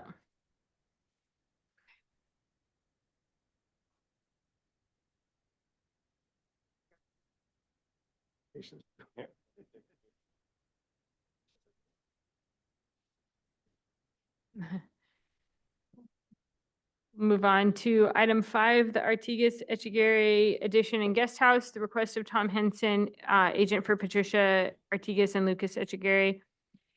Here for preliminary review of a conversion of a 430 square foot garage into habitable space, new attached 2-car garage of 503 square feet in the front yard setback, a new guest house of 726 square feet within the setbacks. There's an existing single-family dwelling of 1,973 square feet. The project will require 42 cubic yards of cut and 4 fill. It's a 1-acre parcel located at 4131 Marina Drive. The comments are brief from previously, so I'm going to go ahead and read them. The board supports the modification request to allow the garage to encroach into the standard front yard setback and finds this will result in superior site design. Return with landscape plan, return with simplified overall site plan, clearly demonstrating existing conditions and proposed changes. Consider breaking information out into multiple site plans if needed. And we'll go ahead and look at the planner comments first. So we're going to need to make a finding for the modification. Let's see, to allow the 6 required parking spaces and the single family dwelling to be in the front yard setback. Is there anything else? Modification required design review approval, which states the project shall be subject to the provisions of the BAR and shall be scheduled to be heard. Let's see, before you go to the ZA. It has to receive preliminary approval from SBAR before it moves on. Okay. I was looking if I don't think it gives us the findings in there. Just the, can you scroll down, Jonathan? I don't see that maybe it gives us the findings down here. Can you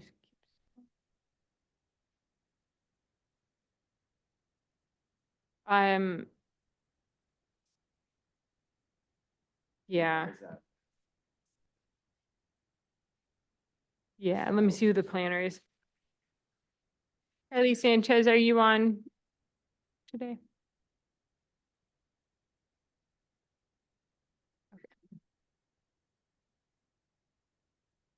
Okay. All right, go ahead and state your name and give us your presentation. Tom Henson, Becker Henson, Nixto Architects. This is Stacy Isaac, landscape architect, and Morgan Solorio from our office. And so we've seen this before, but go ahead and anything that's changed and responding to the comments, please. So one thing that's changed is originally there was going to be a guest house in the backyard, but that's been removed from the scope. Okay. This project is really about making the backyard nice. The owners bought the house, and the backyard is pretty much just a blank slate.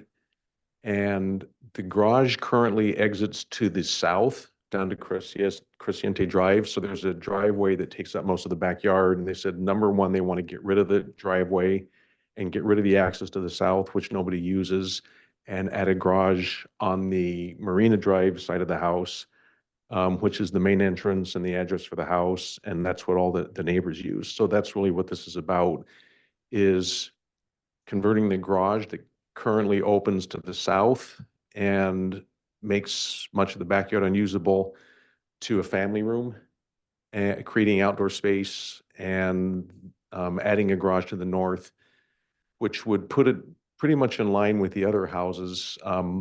When the house was built in the 50s, when the setback was much smaller, like all the other houses in the neighborhood, and the setback was increased.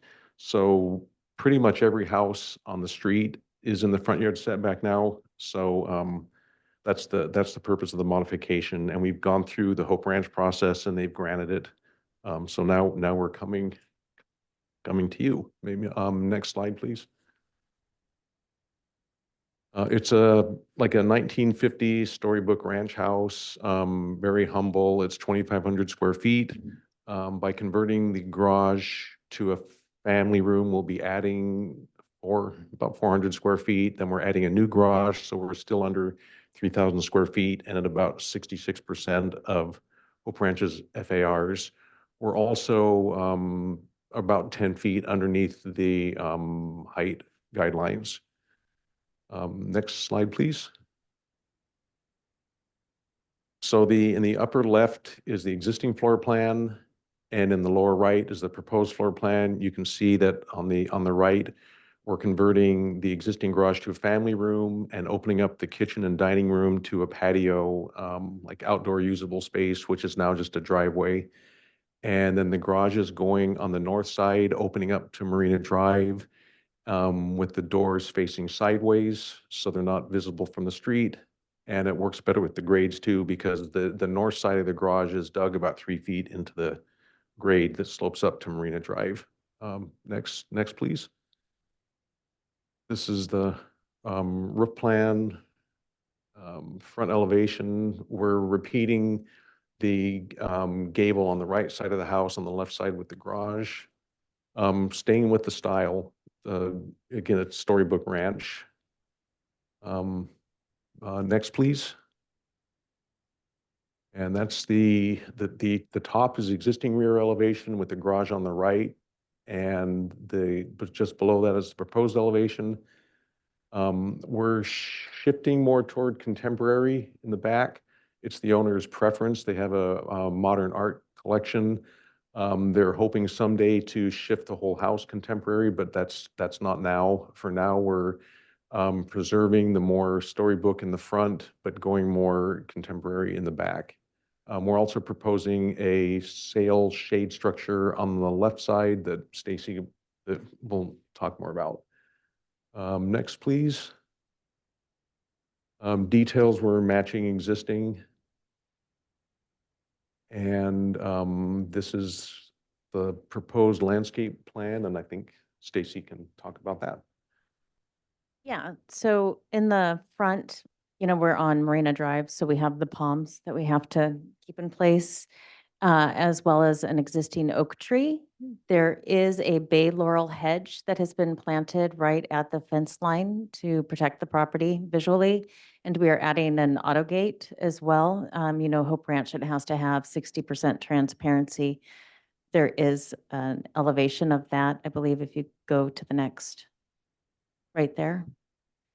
And we're just doing simple wood slats on a steel frame, 2 simple columns. And then if you go back up to the rest of the plan. So we have existing olive trees in the back. We're going to add a few more to the front, as well as I believe I had to change out the trees from Chalopsis in the Public Works right of way to something smaller but native, Western redbuds. We have these existing fruit trees. As you can see, let's see, north is to the right, so that would be on the east side. That is a large existing swale on the property that we have to keep. It's actually pretty deep. It goes almost 4 feet deep once you go from the front to the back, but we are not allowed to adjust the hydrology on this site at all. And then we're adding just all chip seal on the drive. We have to accommodate, I believe, 5 parking spots. In this scenario, we're keeping all the planting low in front. I'm just doing simple contemporary concrete pathways, live joints. For the most part, everything is going to be natural Muhlenbergia. It's more than 50% native plants on the site. more like 75%. And then the back, we're going to continue it with a meadow theme. We are adding a small outdoor kitchen to the rear, a steel and wood pergola off the back as well. And then on the other side where you can see the spa, the jacuzzi just off the edge, we're doing a double shade sail that we wanted to keep as much light as possible because it's such a low-lying house. So we thought white shade sails would help protect it, but at the same time, allow much better light into the residence. And then we're just overlooking just all gravel pathways, trees all the way down to the back. And we are putting in a solid retractable fence at the Cresciente Drive. And we did keep a path. It's only 7 feet wide though on the axes because they do actually, that's the main, they do have gardeners that come, but we also have to take the garbage out that way. That's it.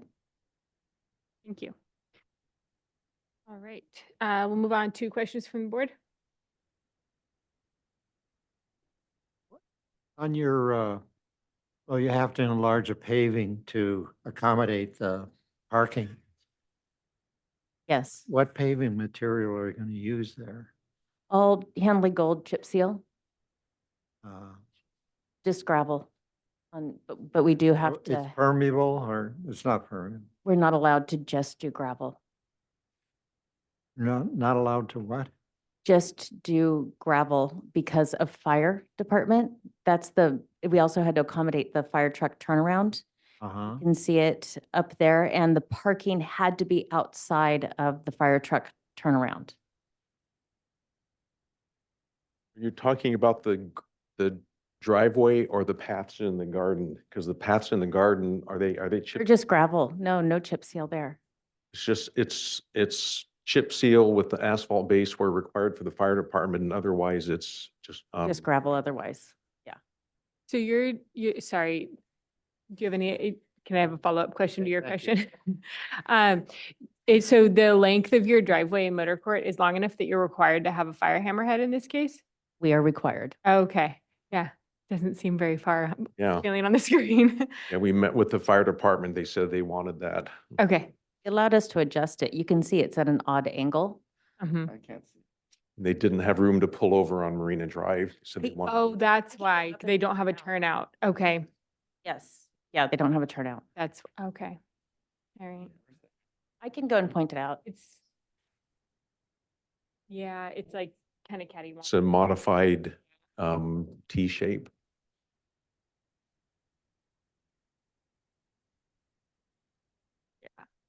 Let me ask a question. Is that why the radius of that turn is so big? You know, like going to the garage is so wide. It because of the fire truck? Yes. Yeah. This is also an existing stone wall. No. I'm talking about the other, that one. Yeah. Yeah. We just barely wedged it in. Okay. Okay, any other questions from the board? Okay, I'll go with comments starting with Josh. This board's usually pretty critical of large paved driveway areas that are unnecessary, but, you're parking, 7 cars there? That's great. I think the fact that you're using a chip seal material, which isn't necessarily permeable, but natural and more permeable perhaps than, I don't know, other choices, but, I'm in favor of a gravel or chip seal driveway and, anything you can do to, well, that's it. So I guess in conclusion, usually we're kind of harsh about the size of large paved areas like that, but I think in proportion to the site and the way it's being treated, I think it's supportable. Everything else on the project's very nice and looks like a beautiful landscape plan. I agree. Me too. Me three. I think the landscape plan is very responsive to the site. The architectural changes seem minor and suitable. I think I agree on the parking. We're just up against the requirements of 6 offsite parking spaces in Hope Branch. But I think we can, or I can support the modification in this case of having the couple parking spaces in the setback and then I might need a reminder. Is the planner online? Kylie Sanchez, are you online? I don't see her online. Okay, I think we need to make an official finding with preliminary so you guys can return to the ZA. So Joe, if Madam we Chair, make general findings in support, sorry, go ahead. Yeah, so I was just going to say, so previously when the project was reviewed, the last comment does say that the board supports the modification request to allow the garage to encroach into the standard front yard setback and finds this will result in a superior site design. So I could So we'll just just carry carry that that comment through. over if it still applies. Perfect. Okay, great. We'll carry that over. And we also support the parking and the setback. I think that was one of the findings we needed to make as well. So does anyone want to make a motion for preliminary? I'd be glad to make a motion for preliminary. I think the location, the change in elevation makes that modification more suitable. And it's a good location for the garage, and it's obscure, or at least the visual impact is minimized by the topography. I'll second that.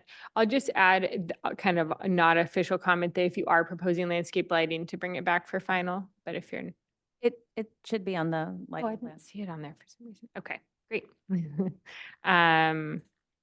Okay, so all those in favor? So final on consent after the modification, is that I'm okay with that. Is everyone, or, final on consent? yeah, I guess after I was the uh, second, so yeah, yes, yeah. I agree. All those in favor? Thank you. Thank you.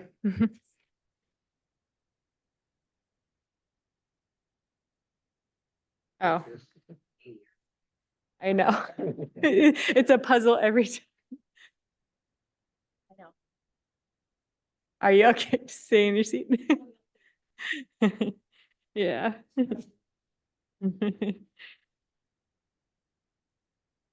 Thank you. Okay. All right. Moving on to item 6, right? Okay.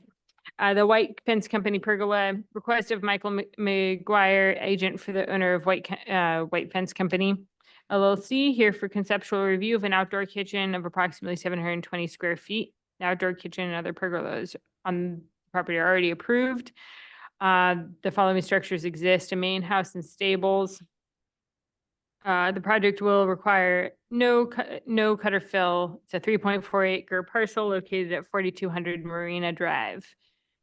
And it's the first time we're seeing it, so go ahead and state your name and give us your presentation. Okay, I'm Mike McGuire. This is 4200 Marina Drive for White Fence Co. I do want to add to the project description, the reason that this project was continued from last session was that we had a grading inspector come out for our initial grading inspection, and he would like to have seen a grading permit pulled. Those calculations are in the set and were proposed to be added to the project description. Looks like that didn't happen. So our proposal would actually, if staff will allow it, be to kind of discuss some grading elements as well as that pergola. But everything else has been approved with the coastal development permit. We've also got our final approval through Hope Ranch, and we're on to our second round of building comments. So it's really just for this pergola. And the reason is this site has quite a hill in front. And the pergola is located right on the top of that hill. And so per development standards, anything within, I think it's 100-foot or a 16-foot drop needs to be permitted through SBAR. So this is our existing site plan. The main house and the stables were already there. We're just giving everything a facelift. You can see on the left of the main house, or plan west, there's a pool out front of the house on top of that hill. And then the outdoor pergola kitchen area is to the north of that pool, clouded on the site plan. And if we go maybe to the, well, this is our pergola is up there about 720 square feet. Go down one more. So you can see the overall site plan of the elevation of the house. There's the main house in back, or the guest house in back behind the main house. And then this pergola is to the left of that. And you can see just an awning and a fireplace element there. And then above that, you can see an elevation of that pergola. All the wood in the pergola is proposed to be heavy timber, so minimum of 4x6 members to make sure that we're adhering to fire safety standards. And then beyond the architecture, I'll let Stacy kind of talk to the landscape elements of the project. You go to the next page. Stacy Isaac, landscape architect for the record. You can see all the demo that we're doing on this site as well. We're taking out what I call the airport landing to the west up above on the plan, as well as the old driveway. Are you guys familiar with this location in Hope Ranch? Have you all driven by it?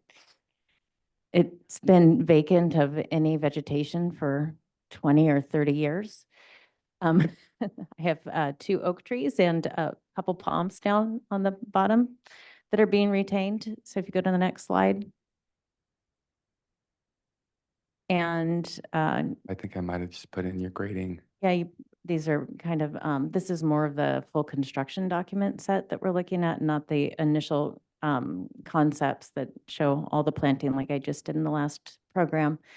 But you can see that I've replaced the entire landing pad out where the pergola is with a series of parterre gardens that are all going to be natural and grassy. And those are all wood mulch paths. We did have to put in the bridle path too for Hope Ranch and reinstate it coming up Estrella Drive.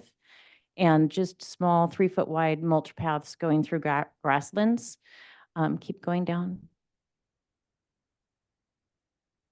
I did do 2 lawns. We're going to use those for stormwater for tier 1. It is chip seal. The turnaround for fire is up on the top of this screen that comes through, and I divided all the parking for guest parking. So there's 3 to the front at the front door, 3 in the middle, and then they still have the garages. It does have more parking here though. Keep going. That has to do just grading and stormwater. And we are treating it all on site. Tier 1. Keep going. And this is more the pergola and how it's going to look.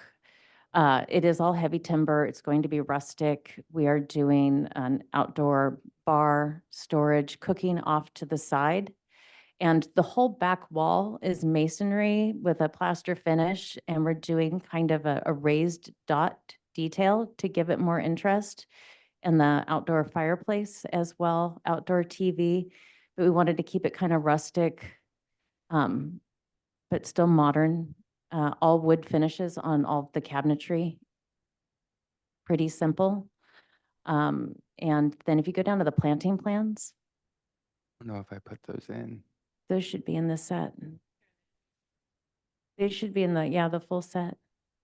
I provided some photos too, just so you can see how beautiful the site was. Stark.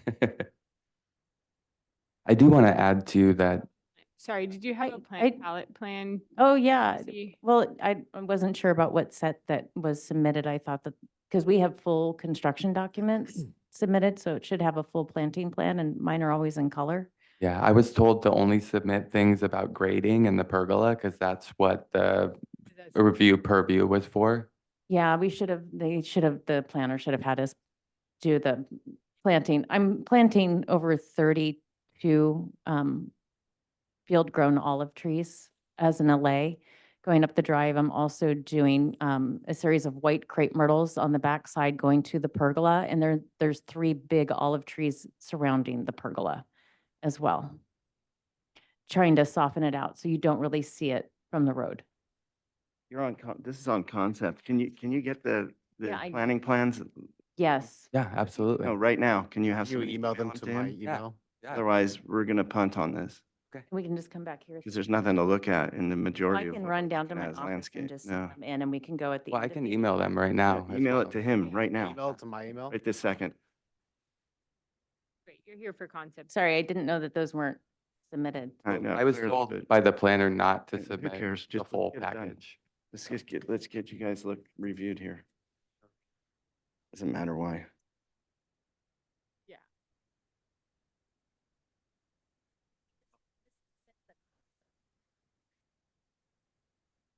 Yeah, this would be continued to consent calendar, so anything you send is good, okay? Madam Chair, if we can get the plans, then I think we could put them on the agenda for a preliminary, potentially final agenda. I don't think we should do that. We if we can't don't. either way. I mean, I don't think so. It's an incomplete app. They can need to produce them for the next agenda. No, to a consent. I'm We have- saying if you want to go to consent, let's look at it. If not, then, I had one on we there. can and speed I up the process for resubmitted you the if we're able to see proposal 'em. to not have it. Also, if the planner's online, they could put them on because it sounds like they've already been submitted and just weren't put into the box. No, this one's Sam. I don't see Sam online right now. I believe he's working the front counter upstairs. Okay.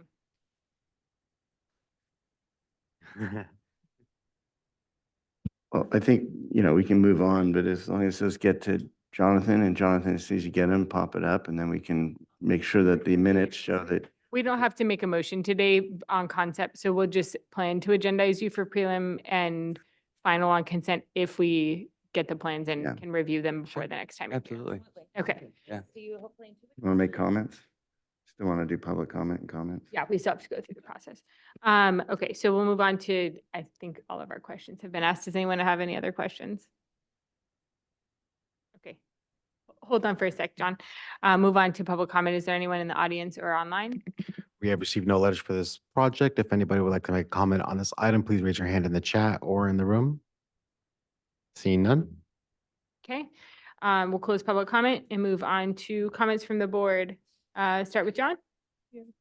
Yeah, I think, maybe you could think about some knee braces or capitals on your pergola. It looks very Spartan to me, and, you could give it a little more punch.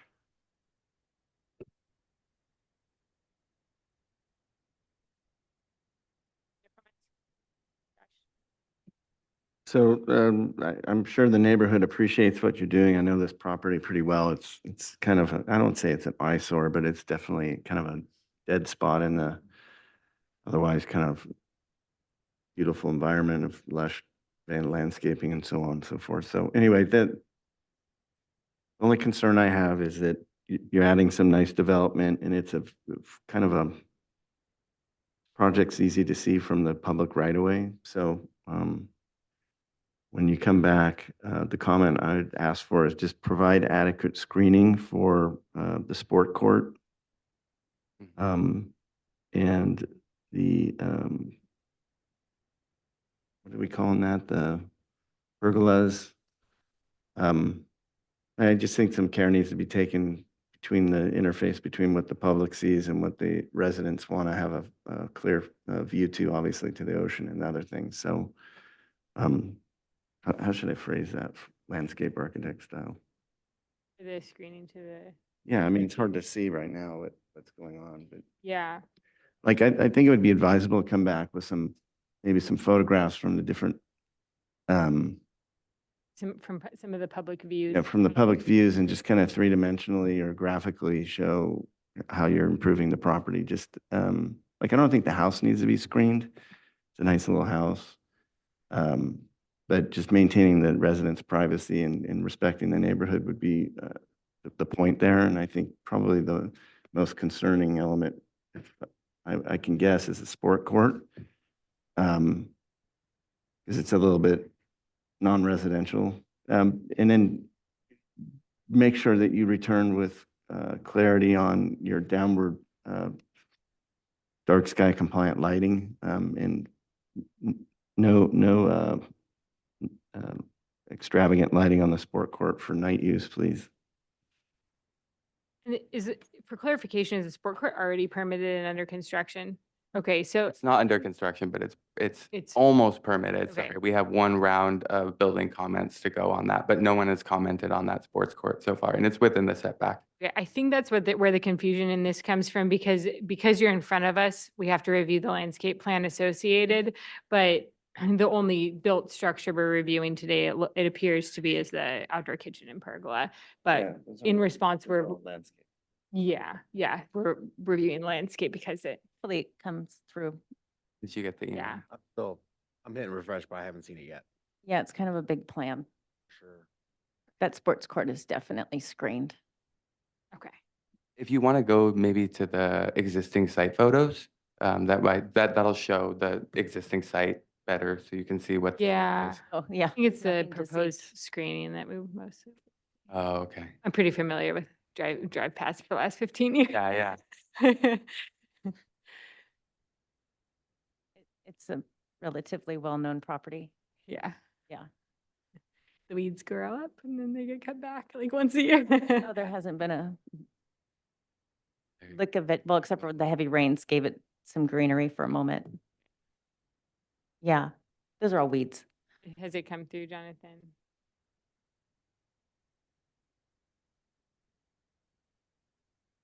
Yeah. If it's over 15 megabytes, I don't think it. The It's- link. What, the link? Yeah.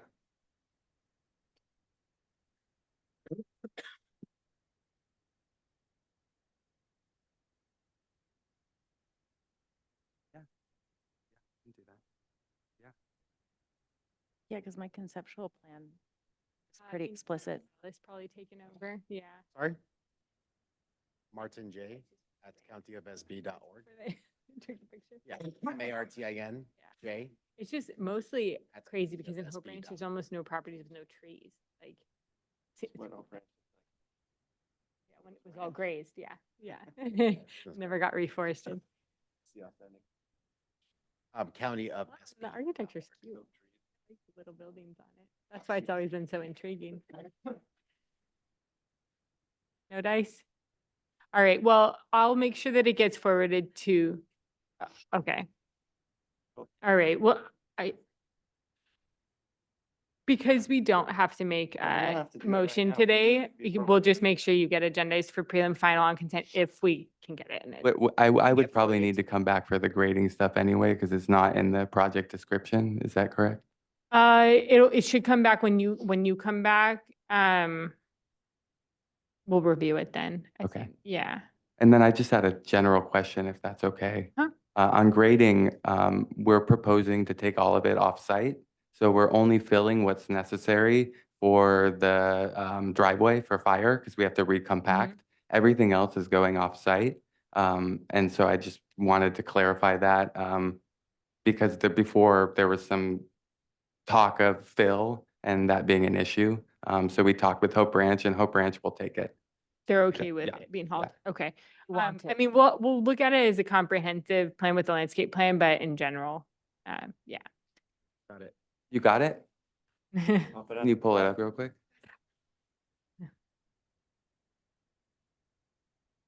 What we're trying to do is just decide whether or not to bring you back on a full agenda like this or get you to consent. We would We definitely like. prefer to have consent if less we can things do on the it. agenda, and you would prefer to go to consent. Yeah, for sure. Just so everybody's clear what we're doing here. That makes sense. And, take a little time now to save a lot of time later. Jonathan, basically, we understand the site planning, so you can just go to the planting plan.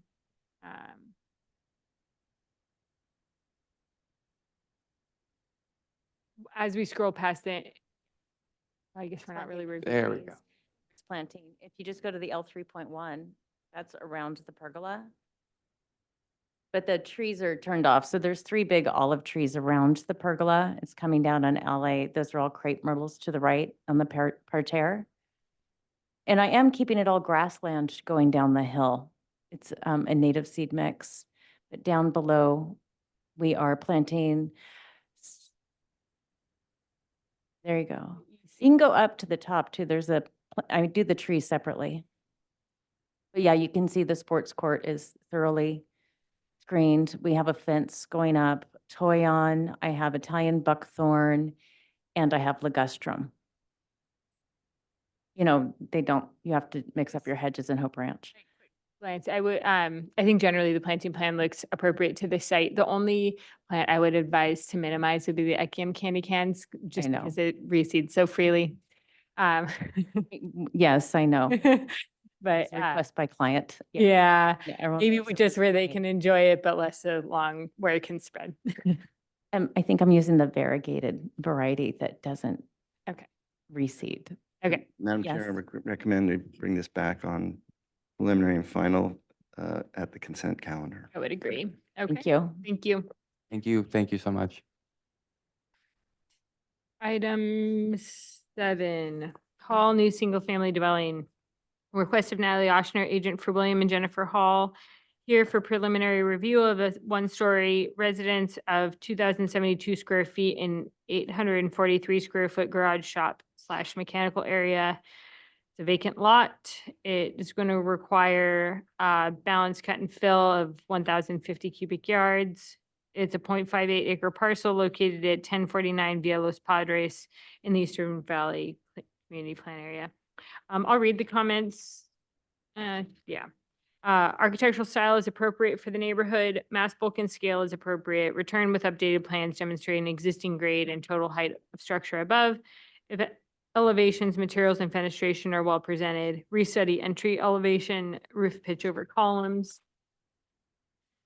Study ways to reduce the appearance of hardscape in the motor core by breaking up angularity and utilizing landscape solutions. Consider a standing seam metal roof to match with proposed style of structure. Return with elevations with landscaping removed. And I was just gonna see if there's a planner memo in here. Yes, vacant lot. Let's see. There is a memo, so 1 second. You add that on there? Yeah, it's just because it's a hillside ridge line, I think is why they flagged it, and there's a design overlay. Other than that, it looks consistent with our description, kind of.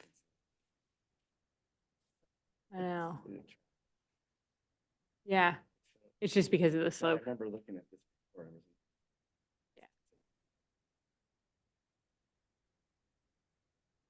All right, go ahead and state your name and give us your presentation. Good morning. My name is Tom Oxner, project architect. I have Nicole with CJM with me, also the landscape architect. Last your board saw this project, it was the architecture was the comments were pretty positive. There were a few things I'll go over here to respond to some of those comments, and then we'll focus on the landscape design, which you really haven't seen yet. So I've got the minutes from the last meeting here. I would like, can we go to sheet A 5.1? I think that would be a good one to discuss restudy elevation roof pitch over columns. That might be. It's way down towards the back. Yeah, keep going and you'll hit the A sheets. When you hit the A sheets, keep going to A 5.1. I think it's a section. I think that's to start with. So yeah, there we go. The top left corner up there. So my understanding of that comment was that on the south side, the left side of that upper section, we stagger the roof down and create a clear story. And then I believe the comment related to the north side, the entry side, where we have a 12-foot plate. And I think there was a comment to study dropping that so that it does the same as the south elevation. So we did study that. And what we saw was that it kind of reduces the experience of the entry roof because we're entering this property from above. So we're kind of driving down onto it, and it looked like it kind of diminished the entry experience. If we go now to sheet A5.2, let's keep going. We've got a rendering that studies the front, and it kind of shows. So if we keep scrolling through, we'll get to a little more. And one more sheet, I think. There we go. So if we drop that roof down, we felt like it was kind of reducing the impact and now visualize driving down a driveway to that entry. So we did study it and we thought that this was, it works well with, so that was our response to that item. And I think the other item had to do with demonstrate the grade and the total height of the structure. And we're right by those drawings here. So A5.1, A5.2 are the elevations and sections, and they clearly show the heights that we're dealing with. So if we back up from that sheet a bit, we can look at the elevations.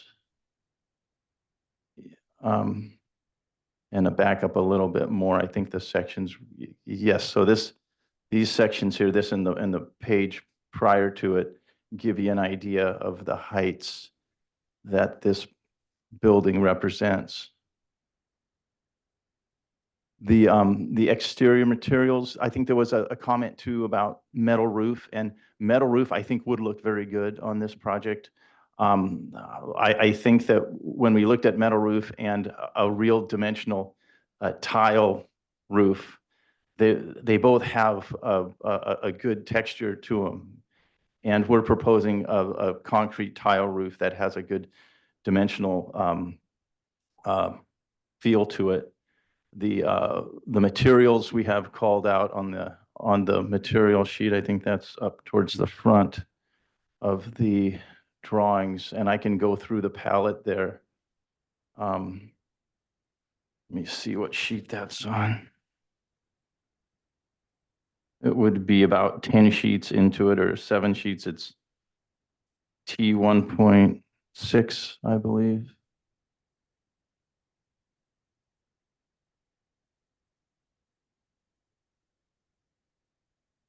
Yes, so there we go. So we've got a concrete roof, a flat tile. We've got a exterior heavy timber with a deep stain to it. We've got a 2-inch Santa Barbara sandstone veneer, our body color, galvanized colored gutters, half-round gutters, a limestone for the deck, a very simple iron guardrail, and metal-clad reddish colored windows throughout.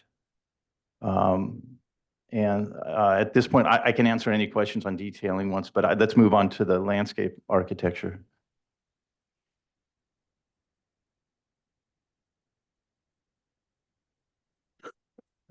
You got it, yep. Okay, can you guys hear me? So I think the main comment from your board last time, and that was before we were on the project, was just about the driveway. So it is a lot of driveway, this site is sloping, so you're gonna come down about like 10% into a flat space and then go down another like 15% to the garage level. And what we've done is like angled the driveway on that top portion parallel with the architecture. So it's got large format concrete with open joint gravel on that flat space. And then it will just disintegrate into gravel opposite the main entrance. And you can see there's kind of a car outline there. And I've put cars in to just, help you understand that there will be overflow parking. And where we have that, we've tried to use gravel. So there's also gravel to the left of the main entrance. And as you walk around the property, then you're going through kind of like a private gate into the suite off of the primary bedroom. And so that would all be gravel. And then opposite the main entrance, we've got a water feature sitting in gravel and then wall and boulders behind that. So the idea is that the boulders would kind of help define the wall, which would probably be plaster to match the architecture, taking cues from the sandstone on the building. And then we've got olive trees in the front to kind of help screen the building from that first higher point on Via Los Padres. And then Via Los Padres does like a hairpin turn and comes around at the bottom of the property again. And we've got olive trees again at the bottom or the downslope portion of the property to screen the retaining wall that's going to hold up the driveway and the portions of the parking area off of the garage. So that's the kind of like the big move, I think, since you've seen it last time. We were taking out one jacaranda. It's on that lower portion of the property. And we have about 11 new olive trees proposed. We have about 10 palms, and those would be like king palms and Mediterranean fan palms. And they're meant to soften the architecture in the front and sort of create like a oasis type feel for the property. And then in the downslope portion, it's all just going to be kind of natural meadows sloping at 3-to-1. We've got a series of bioretention swales and kind of like overflow cascading pond type things just to capture water coming off the roof and down the slope. I think that's it for for landscape. If you have any questions, we can talk about it more. It's all Mediterranean, low water use. We've got, you can kind of see there's a hedge around the whole perimeter. And again, that's just because of the sloping nature of the property to try to create some privacy. The owner also has a dog, so we're, trying to make it safe for the dog. What we're using for the hedging? There's a plant list on the front sheet, the previous page. Oh, the We've got 3 different things called out: Pittosporum, 2 types of Pittosporum, and then a Podocarpus.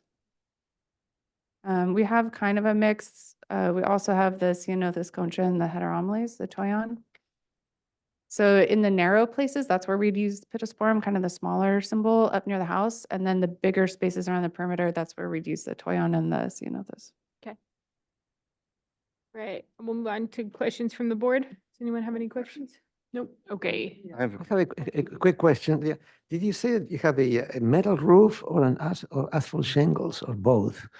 We're proposing a flat concrete shingle, not really shingle, a flat concrete tile. Shake simulation. Yeah. Yeah. That's And, what everybody in the neighborhood has. Let me ask you, what's the pitch that you're using on your roof? Like 3 on 12? 3 and 12. And can you go lower on the front or that will not match, will not be waterproof, on the tile?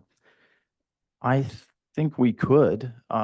It seemed clean to continue the slope, but it's something that, Anyway, that's Yeah, a comment, it's a- yeah, maybe okay. a suggestion. Okay, anyway. Mhm. Yeah. Can you just quick walk us through the hillside design guidelines for height and just talk about how you've cited this and how it sits within the existing envelope? I believe, what is it, 25 feet is the height? 25 feet, I believe. I think it might be a good idea to go to sheet A1.11.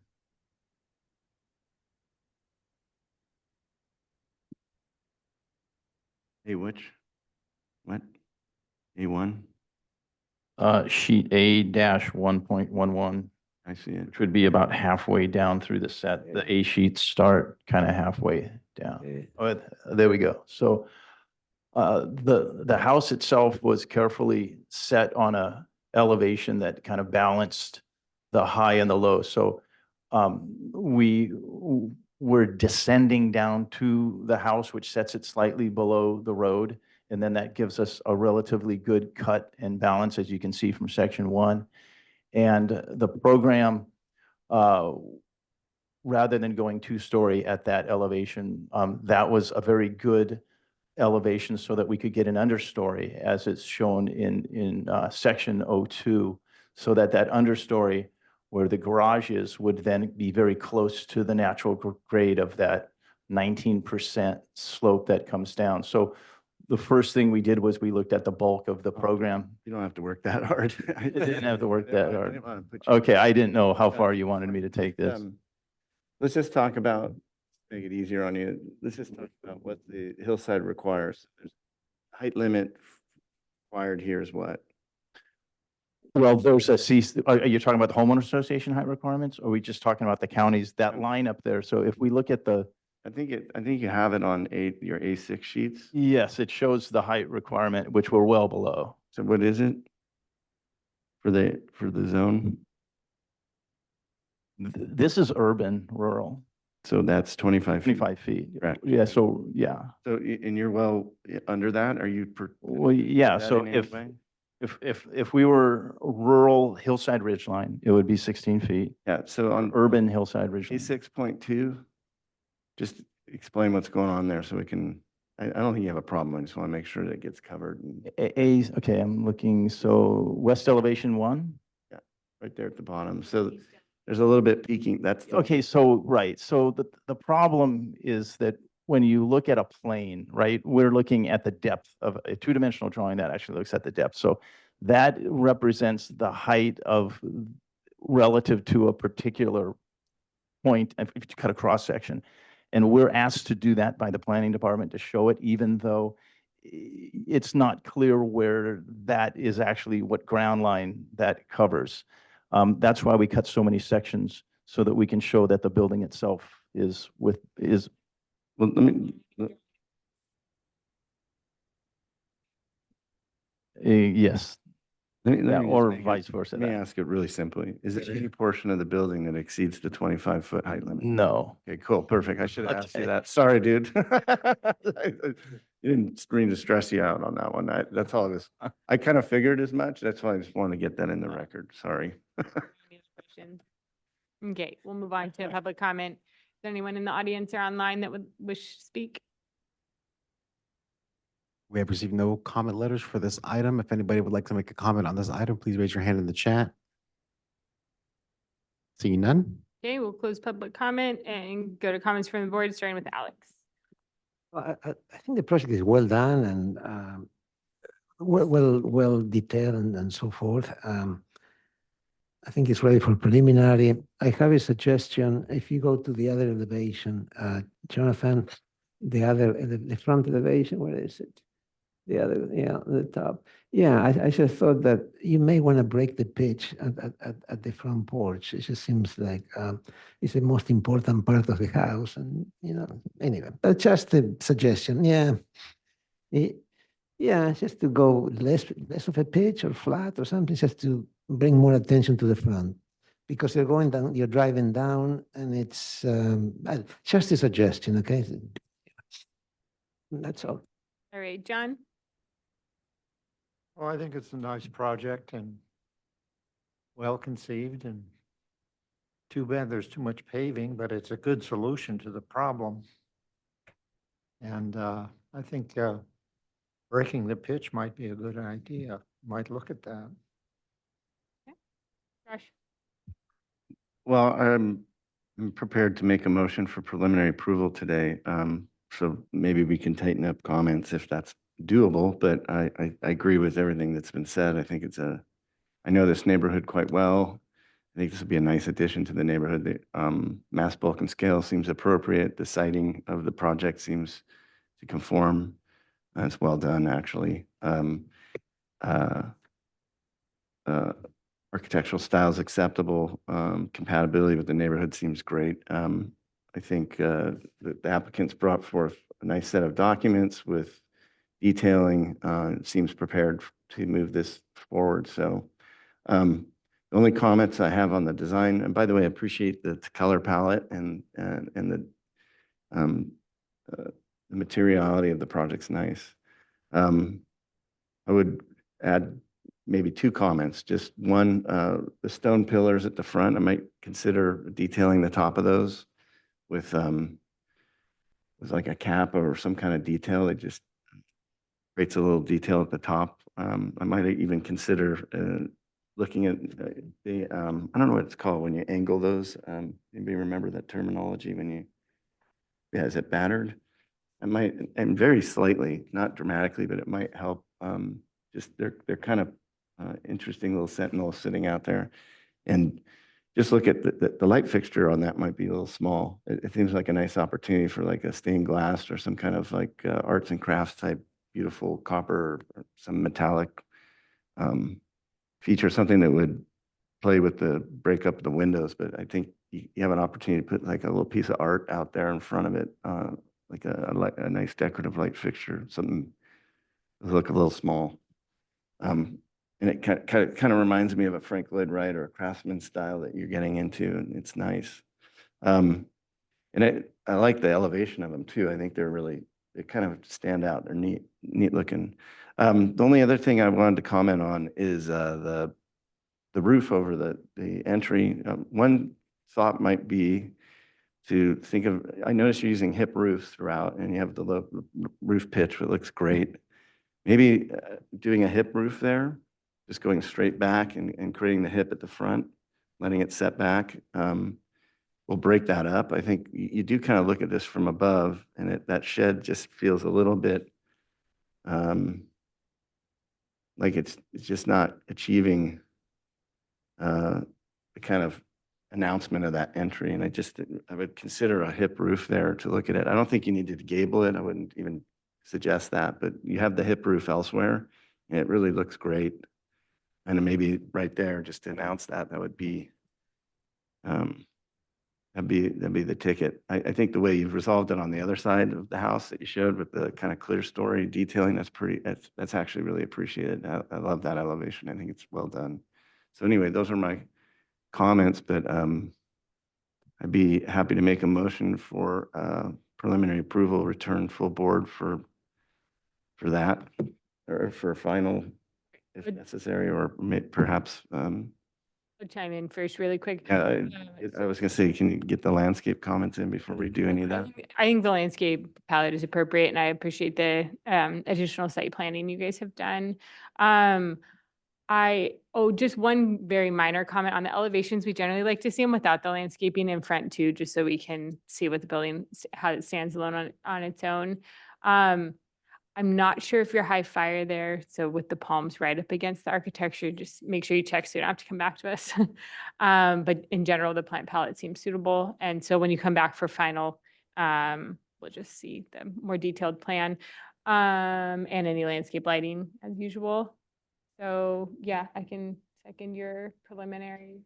All right, I'll make a motion for preliminary approval with the following comments: to study the roof structure over the entry and the detailing of the columns at the entry. Off record, look at a hip roof. I'm not going to dictate anything there. And then just to clean up the comments from last time, for the record, I think that the simulated shake roof is a really good choice for this type of architecture in this neighborhood. So that seems acceptable as well. So that's my proposal. Return to consent for final. I mean, is that, That, anybody have a problem with that? have any issue? All those in favor? Aye. Aye. Thank you. Very good comments. Thank you. Don't stamp on them. Wasn't there Yeah. a contemporary house proposed on this one? Yes. That wasn't yours though, was it? No. Yeah, I remember that. Oh, this is better. Yeah, it wasn't working. Whatever. Yeah, we'll at least get one more before lunch. Aaron and I are trying to get to San Marcos Groves closing. Probably. It's number 8. What was that? Merle. Ocho? Yes, number 8. All right, moving on to item 8. The Anderson new single-family dwelling, request of Heidi Jones, agent for Charlie Anderson, here for preliminary and final review of a 2023 square foot single-family residence, a 609 square foot 2-car detached garage on an existing vacant lot, uncovered parking spaces, there's storage, deck, pergola, and associated landscape and hardscape proposed. It's vacant. The project requires 710 cubic yards of cut and 140 of fill. It's on a 1/4 acre parcel located at 1429 Orange Grove Avenue in the Mission Canyon area. Want me to read the previous comments? Okay. Proposed changes are improved over prior proposal. Size, bulk, and scale are appropriate. Return with 3D renderings to help visualize the proposal. As presented, one member feels the building appears plain and austere and is not compatible with the neighborhood. Specifically, the west rendering should incorporate stone masonry wrapping around the elevation to help ground the building and blend it in with natural surroundings. Restudy materiality of garage doors, as proposed glass on garage doors facing the street is not an appropriate material. Landscape planting is appropriate for the area in response to prior comments regarding fire safe development. And you're here for a prelim. Wasn't me. Might have been John. Yeah. All right. Go ahead and state your names and give us your presentation focusing on the comments. Sounds good. Chris Cottrell, architect. Aaron Carroll, landscape architect. No part of this building is over the 25-foot height limit. Just want to get that out there. And So we'll have to have a conversation about it. all right. So the 3D rendering on the cover sheet, if you want to just zoom in on that, Jonathan, that'd be great. Oh, and there was a memo. Sorry to interrupt. Let me just pull it up and see if, I think it's because you're in Hillside Ridgeline again. Yeah. That's it. Okay.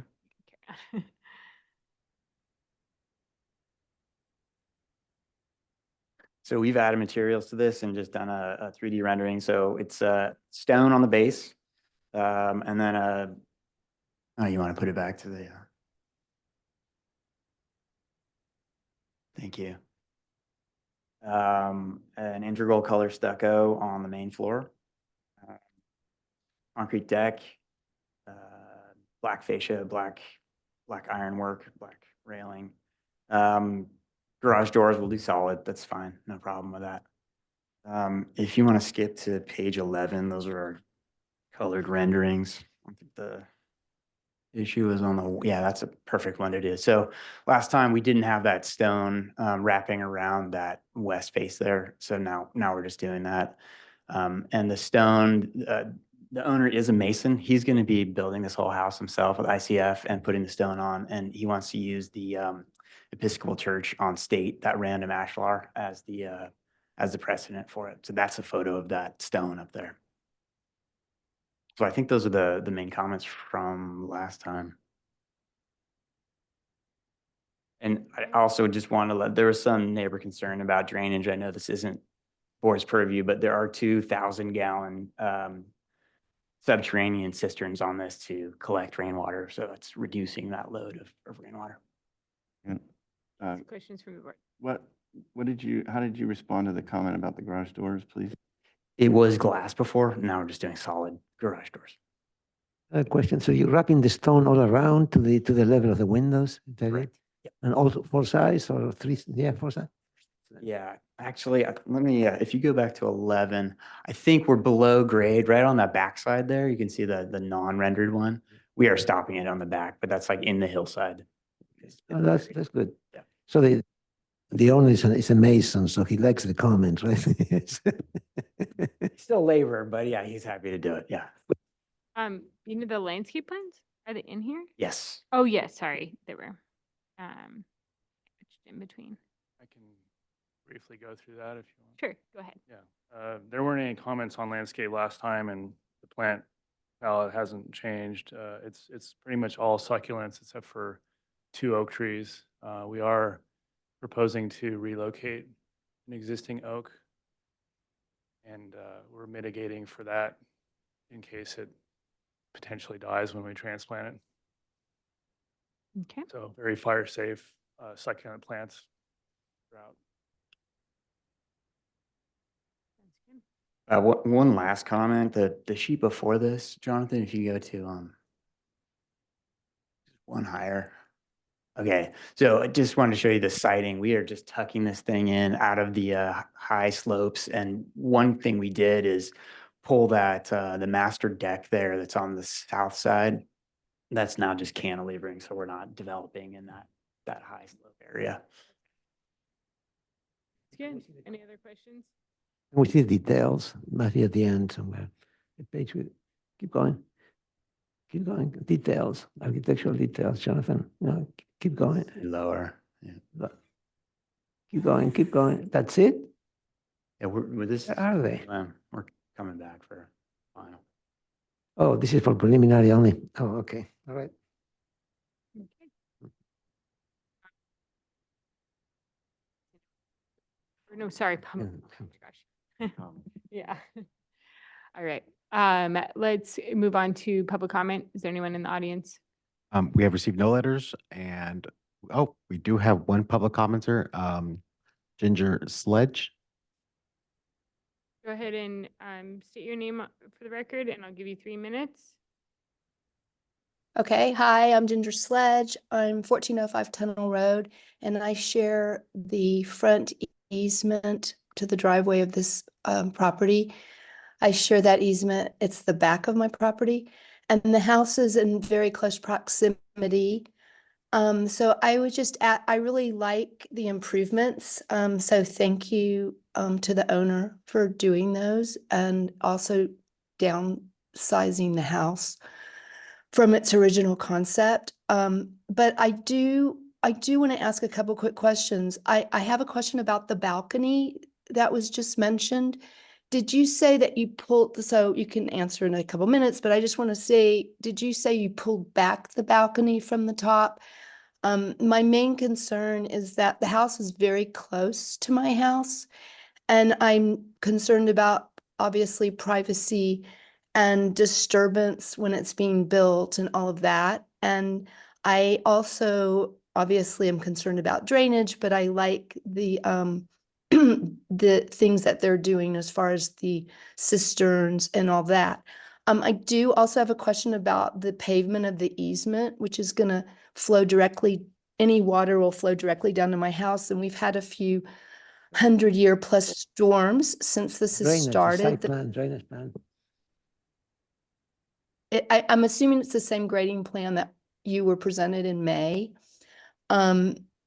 I didn't have a chance to look at anything updated this week. I didn't get them from the new planner, but I guess my concern is I just want to make sure, it looks like the driveway to the garage is permeable surface, and the easement is going to be paved over. And Charlie Anderson had mentioned in an email to me back in the spring that they were going to slope it towards the his hillside and have a curb. And even with that, I'm a little concerned because we've had a couple of 100-plus-year storms up here, and I've had a lot of water come down towards my house. My house kind of meets where the 4 drainage routes from that hillside come down onto my Jonathan, Can property. you pull up where her property is so we can? Just pause for a second. We just want to figure out where your house is. You go up. Yeah, 2 it's floors. right, it's right in front. It's not showing on that plan, but it's right in front. You of see it on his- this plan? That's it. Yeah, Which it's one? right there. It's the 14, it says some other address on it, Is that but the it's one? that, it's right, yes, that's it, right there. Yeah, Mm. and I have a pretty steep hillside that goes straight down to the back of my house from that easement. Madam But Chair, I can would, I can ask you a can't, question? I have a Yeah. question for you. Could you Yeah. just state what your concern is about the balcony? I see how it's positioned in relationship to your house. What was your specific Oh, concern about it? I've planted trees to try to block, but the sound travels really fast downhill. And so my concern is there's a lot of activity on that balcony of living, obviously, because it's their outdoor space. But I'm just concerned about pretty much noise. And it's going to be also when I drive up, I'll be able to see everything because it's looming over my house. So I can see, it's pretty high up, even though they took off a story, it's still going to be pretty prominent above my house. Okay, so sound issues and privacy issues is what you're concerned about. Yes, sir. Okay, Thank you. thank you for your comment. Okay, thank you so much. So that- Oh, yeah, that's the house. The gray roof is the house. Yep, that's it. All right, thank you. Is there any other public comment online? We had no other raised hands, so I believe that was the only comment. Okay, close public comment, and we'll move on to comments from the board. Josh, would you like to start? Yeah, it's kind of parsing through John's comment from the last hearing, proposed changes and return of 3D, or was it? It's part of. So it's kind of E has 2 parts to it. Okay, one member feels that building appears plain austere is not compatible with neighborhood. I don't know what the compatibility comment holds up, but I can kind of see the austere comment. There's 2 things I think that would make this house a little bit better. I think it's a very fine proposal generally.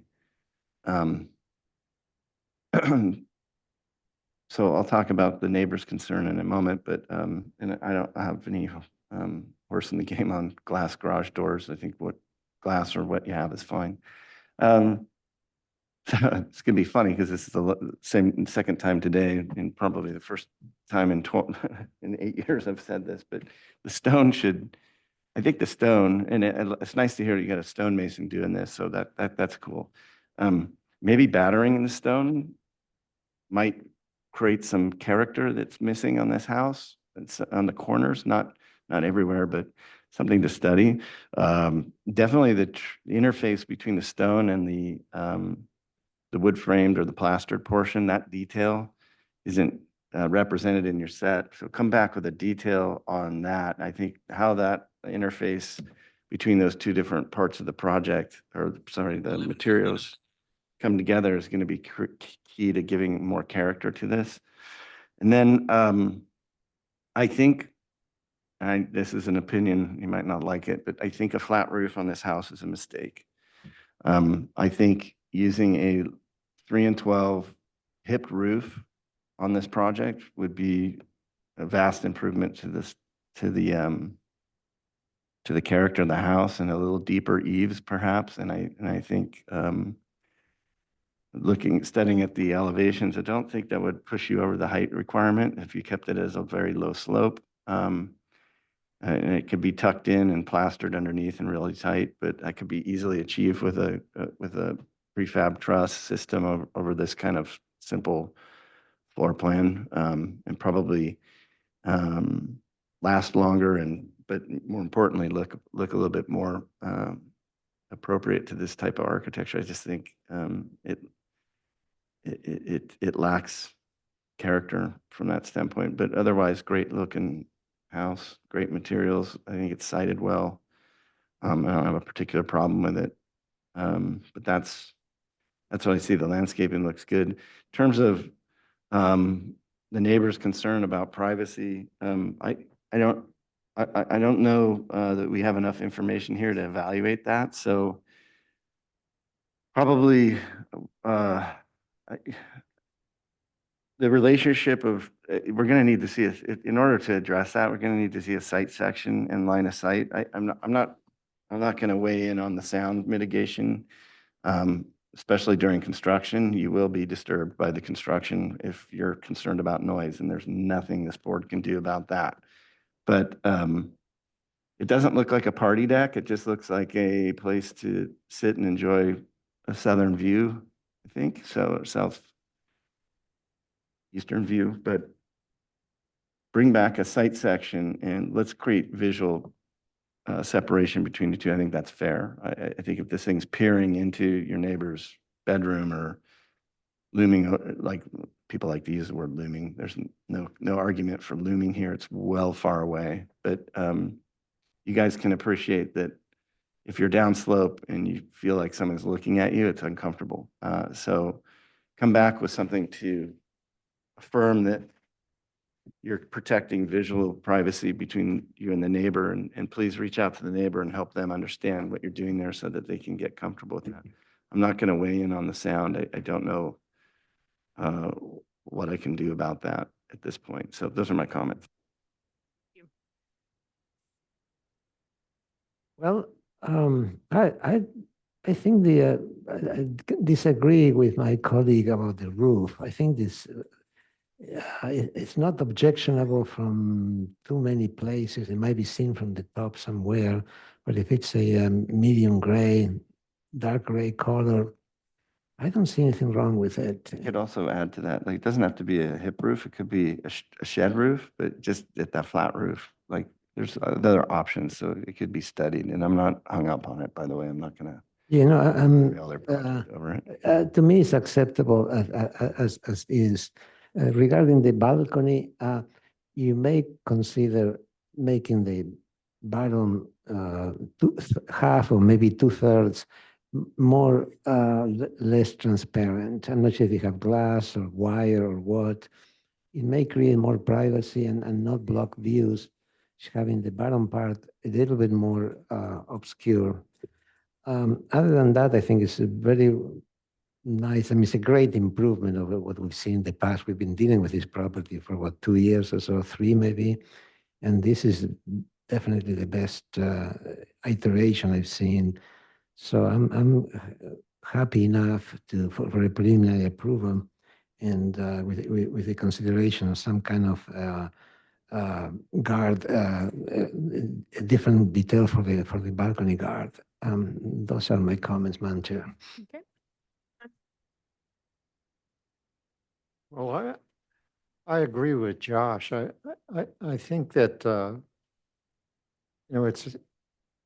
it lacks character, exactly. And a flat roof, it's a plain Jane, and it could easily be changed by the shape of the roof. I mean, I think it would be, from a plain view, it would become really a kind of a charming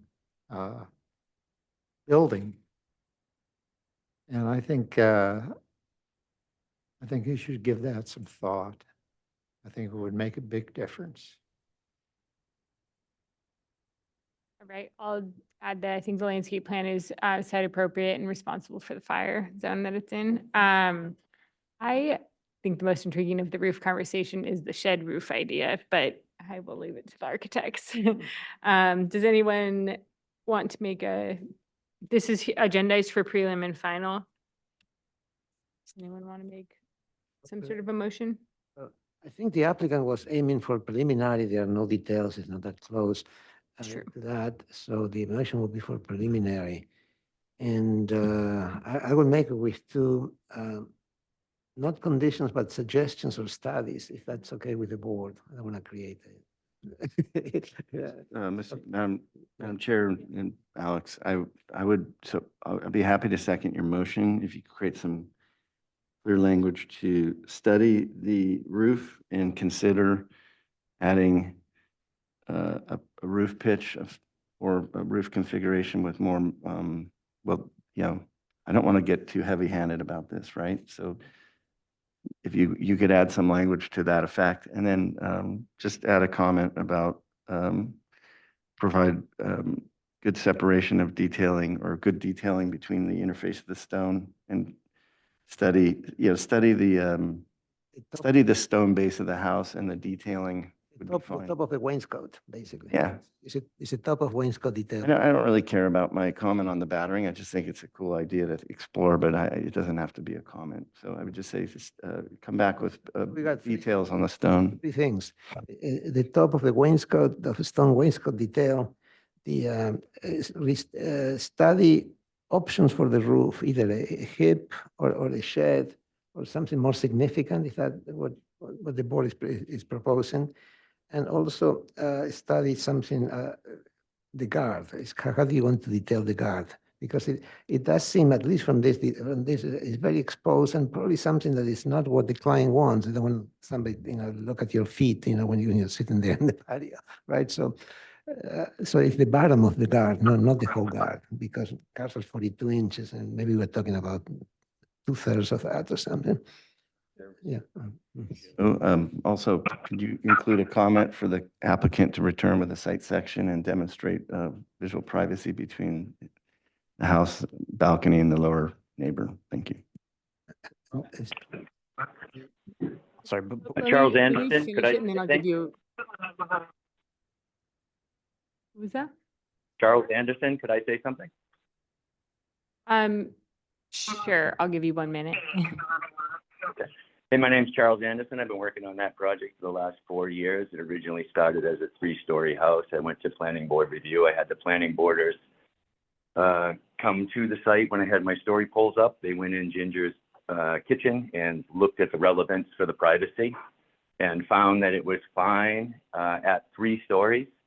I since then took on it myself to help mitigate the concerns of bulk and scale in the neighborhood. So I cut the top floor off of the house, reducing it now to only 2 stories.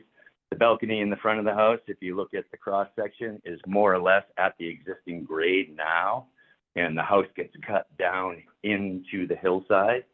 The last thing that I would say, first in regards to the stone, I am a stonemason.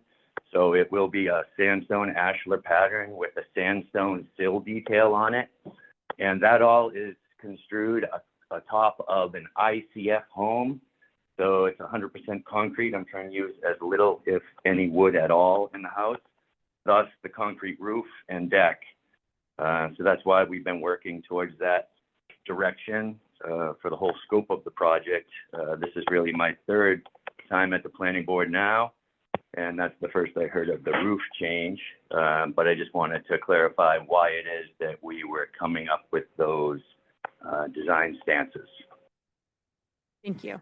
And I'll give you your minute too before we make our final. Then go ahead with your. Oh, I was just going to sort of reiterate what Charlie was saying, was that he got direction to lower this. Okay. That's part of why it's flat. And so it's tough to come back and then say, we're going to raise this roof. So I think he'd love to do a concrete flat roof if the board was okay with it. Okay. So the question I have is, you can't do that with a concrete roof? We absolutely could. Yeah. I thought so. Okay. So Alex, Alex, Well, any motion? Well, you know, this is an aesthetic board essentially. And that's why we're addressing this problem. I mean, personally, I don't think that the shed roof is going to make that much difference or will it solve the problem? But, you know, we're addressing what it looks like. That's, you know, that's what I have a problem with. Madam Chair, I'm prepared to second Mr. Peugeot's motion if he'll restate the motion. You restate your motion. Well, Then I'm gonna uh, need to I'm gonna go into the conversation now. Where are we, I think we're clear with the top of the wainscot and the guard. The question is about the roof. Is the roof a concrete material? Is also the roof? Okay, so is the question where you want to extend the overhangs, or I'm not sure I just exactly. wanted what to was- study adding character to the roof. That's all you need to add to the motion. I think the applicant's obligated to bring back detailing, Mhm. should be in the minutes. I think the applicant's obligated to show us, sounds like they've already studied the privacy issue, so they just need to Yeah, bring yep. bring forward the documentation we need to see what you guys have already seen. Mhm. And then the detailing on the stone that we talked about. And I would support your motion if you could add the language to study adding more character to the roof. Okay, it's a little bit vague. But yeah, I know, and I'm not gonna, I'll go on the record and say I'm not gonna prevent this project from being approved if they come back with it exactly the way it is. I just think it should be considered, and I would second it if. Okay, so I will add.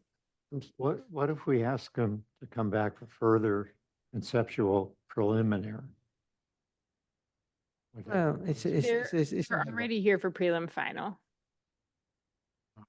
But they don't have the details for final yet. Yeah, no, so, okay, so I will, the motion is a little bit vague, is to add character to the roof. So do you want them to come just with that detail next time before final? Sorry, I forgot one more thing. The other thing I wanted to add to the motion was applicant to consider a side light to the front door. It looks very boring. Oh, can we see that again? Where's the elevation, please? Yeah. Elevations, there you go. Is that which, that's the front door? Where's the front door? Next one, next one down. It's just, it's a solid. Put the comment in to study the entry door. It's a bit, it's a very austere and Okay. could benefit from a side light or something. Light or some kind of a vertical, yeah, some kind of a side light or a light in the door. Yeah, consider adding a light to the front door. Okay, it's not very visible, so that's why I'm not, you know. Okay, so we have those three conditions, right? Okay, so is that good? Are we clear? Okay, so that's the motion for preliminary. Yeah. Sorry, I'll second that. And the final will be not on consent, will be on the full board then, okay? I'm at either. Yeah, okay. Is that right? I'm fine with either. What would Is you, there- do you want to see it full board or, because you are the consent reviewer? I'd be, I don't mind seeing it only, but you know, okay, let's just let it come back to consent then. the consent vote, Yeah. okay. So return on consent, just the- okay? Very good, okay, so make a motion, All those in favor? have a second, all those in favor say aye. Aye. Aye. The motion carries. All right, you're gonna have to explain to your client that they got approval. He probably didn't hear it that way, but I'm sure it didn't sound like good news to them, but that was as good as it gets, right? Do we take a break for a short while? Yes.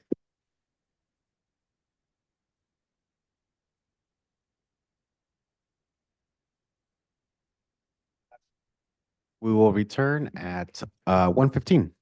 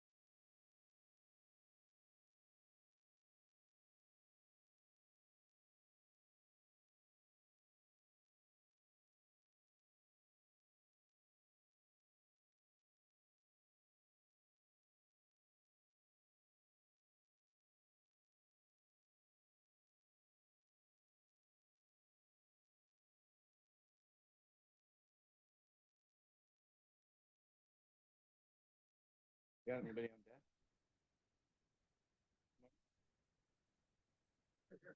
Either one. You can sit, be more comfortable. All right, moving on to item 9. Lindsay Bradley, agent for SSST Holdings LLC, here for final review of a modification to allow the reduction of a required 25-foot setback to be 13 for construction of a detached ADU. There's currently a single-family residence and detached garage on the property. However, please note that in 2021, the applicant received a permit for a new single-family dwellings to replace the existing. The proposed project will require 10 cubic yards of cut and 50 fill. The property is 1.55 acres and located at 4691 Via Roblada. And the previous comments were brief, so I'll read them. The modification is reasonable and the location is appropriate for the proposed structure.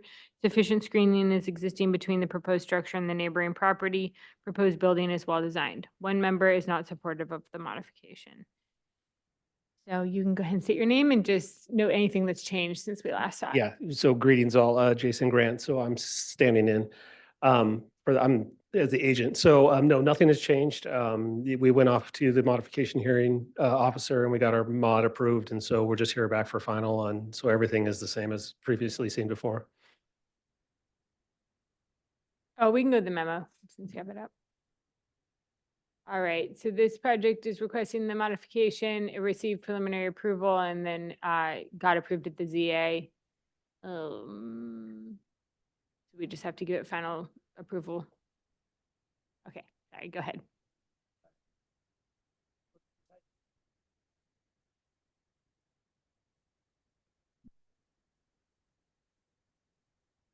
Yeah, we've seen it. Oh, you haven't? Okay.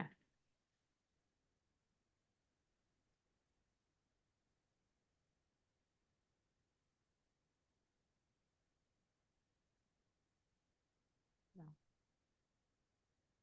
Not that I remember. We had no public comment last time.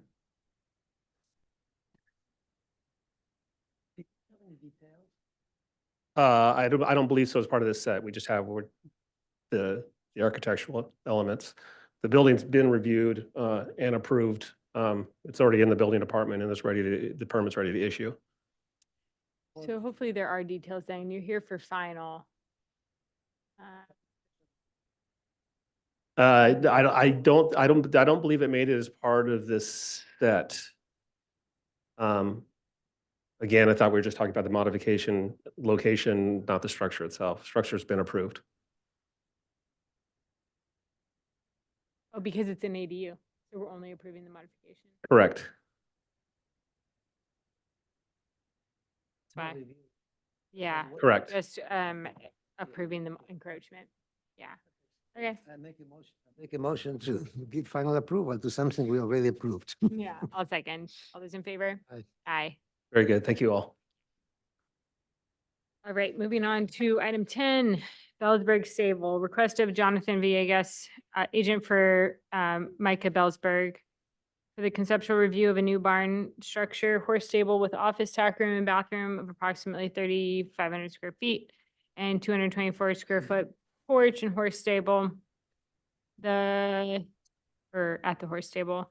Following structures exist. There's an existing primary residence of 1,921 square feet. The proposed project will require 225 cubic yards of cut and 206 of fill. It's a 6.12 acre parcel located at 1335 Holiday Hill Road. Is the applicant online? Yes. Great. Go ahead and state your name and give us your presentation. Yes, my name is Jonathan Villegas. I'm with Dark Moon Building Design and Engineering, and I'm going to be facilitating this meeting and kind of walking you through what we've done so far. So we've, the client back a ways had a fire on the property and almost lost all our horses. And so she hasn't been able to build a new facility for them. She likes this sort of this monitored look, typical barn type structure. She did want to add on to some units to put like a tack room and just owner's office and areas for storage in there. We realize we're in the hillside district, so we have a 16-foot height limit. I've added in on the elevation that you have open right now. You can see that we have the natural grade dashed, and then we have a projection of a 16-foot elevation also projected above that. And so it is above the 16-foot at the monitor roof. And we did have it a little bit higher. At one point, we did have some clear story windows up there, but the client was also worried about too much heat coming in there and ventilation. So we did remove those and drop it a little bit on there. This is going to be a prefab metal building that we're working with the company on, and basically a standing seam roof. And it's going to be metal vertical siding as well. And then we're going to accentuate it with some white trim and window treatments and some wood treatments along this. The porch is going to be built, not prefab. That'll probably be built just with regular wood structures, and we're going to add that on there and just kind of give it more of a farm type look to it. This structure really can't be seen from any property vantage point. It's basically, if you look on the overhead map, you can see that it's basically surrounded by a creek that has a ton of oak trees on there, both on the west side, and also a bunch of oak trees and other trees and shrubbery on the east side as well. So we have, it's pretty much screened, and none of the pictures that I took from any location, you could actually even see where this barn is going to be put on the site. So we're here to seek some guidance on the architecture, but also mainly to see if we can get a modification for the height on this monitored roof horse barn. So that's about it for now. One thing I do want to say though, we did have a discussion with fire, and so we do have a fire road going to the barn area with a turnaround, and most of the road itself is less than 10% in slope. So we are going to propose to use at least a semi-permeable surface as far as whatever's approved through the fire department, like a gravel or an aggregate base type system that they might want. So.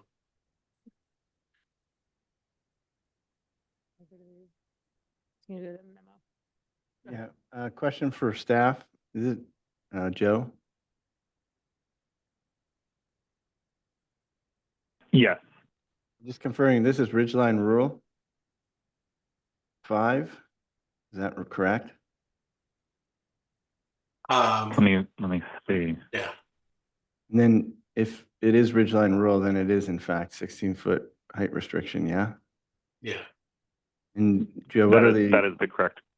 then what are the what are the findings for exceptions? They're on. Ridgeline Rural for, I can read. on the plan? Oh, good. Oh, it is on the plan. Okay, so planner memo says the project's here for first conceptual review. Planning feedback still needs to be addressed, but the applicant would like to pose a request for an exemption from the hillside ridge line limit of 16 feet. The proposed project is approximately 24 feet, 8 inches from existing grade at the tallest point.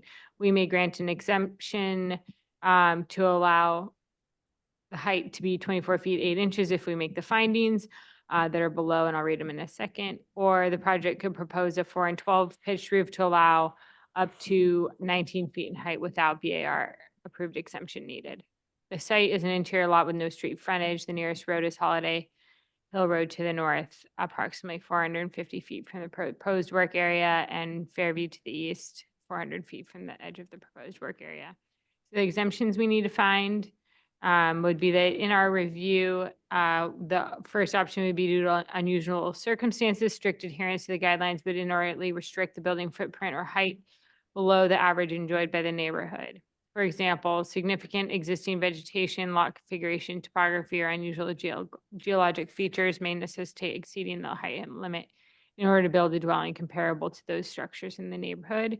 Or alternately, the other option is in certain circumstances, allowing greater flexibility in the guidelines would better serve the interests of good design without negatively affecting the neighborhood compatibility or the surrounding view shed. And then we just have the project description. So those are the findings we'll have to make. I have one question off the bat, and maybe the board has more. Have you done any sort of assessment in the neighborhood for compatibility, whether there's other structures that are taller than 16 feet? We haven't. There's a clay structure that's like to the north west, but I'm not sure how tall that structure is. Yeah. We saw that one come through too, but I can't remember. Okay, okay. So can we see the plans or the section of, is this is this an addition to the house or is it a real barn for animals? I mean, what is this? Just a barn for animals, yeah, and for the workers that are in there, it's going to have a tack room and Can we see the plan, please? Yeah, be the gray one up above. Let's see. One more, Jonathan. Right there. So the house is, where is the house? Oh, the house is. The house is pretty far away from the structure. If you look at the site plan. Okay, I thought it was next to it. I was confused. Yeah, the house is closer to Holiday Hill Road. This is a very unique site. It's pretty interesting. So. And the I see, and right there, the house, and in the middle of the lot is this barn, right? Yeah, and we have a real limited area where we could actually place any structure without going into any setback areas, riparian areas of the creeks, or also taking away any sort of oaks. So we're really we're trying to find the optimum place for this barn, and that seemed to be the place that would have the least amount of disturbance on the site itself. And that's they are showing the turnaround, the fire truck turnaround, right? Yeah. Yeah. Okay. Okay. Yeah, most of it's going to be a gravel. We are doing concrete just along the existing concrete driveway that the client already has there in order just to make it wide enough for the fire truck. Can you go to the elevations then, please? One. Let's see there.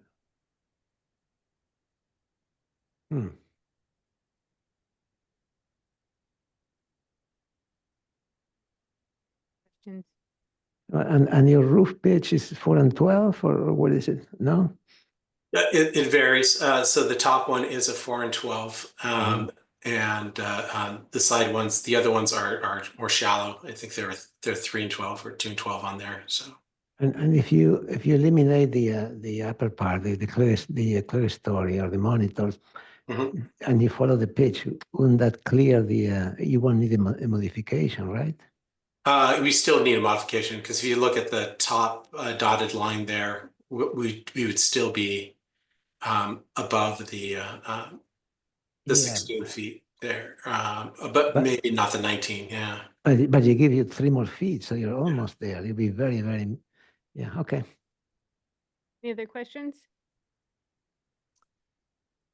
I have a question. Or did you already ask? How much above the 16-foot level is the building? 8 feet 3 feet. 8 feet 8 inches. 8 inches? 8 feet. Just 8. Yeah, 8 feet 8 8 inches. Said it proposed at 24 and 8 inches.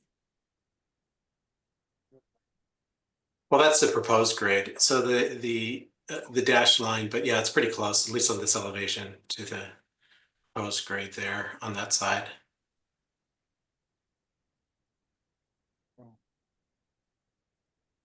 If it's a one-story building, why is Yeah. it so high?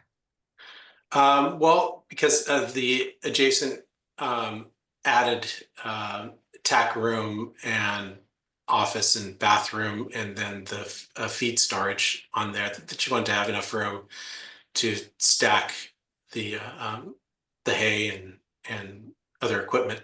So Are the two side wings of the barn, are those prefab, or you have to manufacture those and the only prefab is the centerpiece?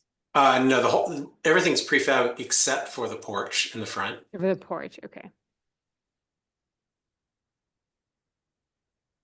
Well, it would seem that the tack room and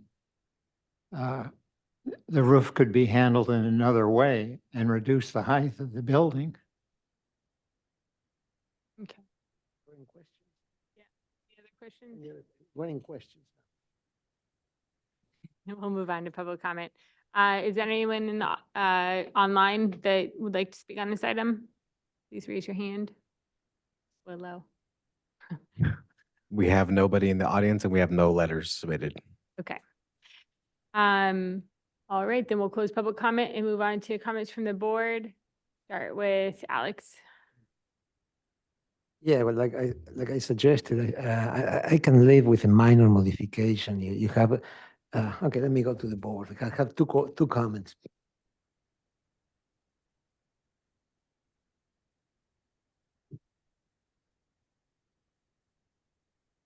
Yeah, what I suggested is just up and down, and then with 19 feet, you're barely on this. I think this is a provision for 400 square feet of to exceed the height limit. Isn't that right? I think they'll be over. Yeah, no, but I mean, if you cut that piece like that, I think it will be very close to it.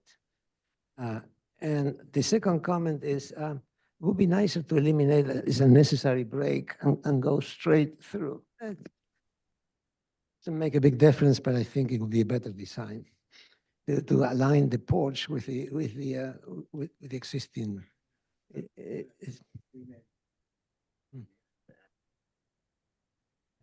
Well, all right, maybe it's not important. The porch is aligned for the front part that's existing. I mean, the front part that's going to be part of the manufactured, but it doesn't encompass the whole barn.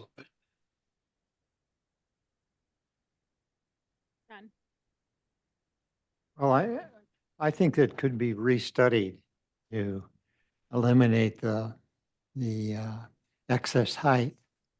I mean, the two out structures on each side of the main building, the roof could be handled in a different way. And so the plate height would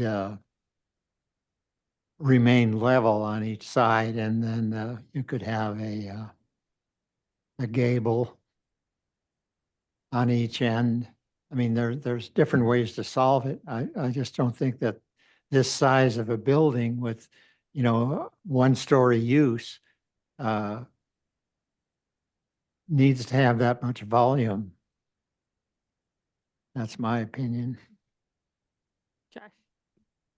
Well, I don't have any problem with this building on the site. It's a barn. It looks like a barn. It looks like a place where a barn would go. So,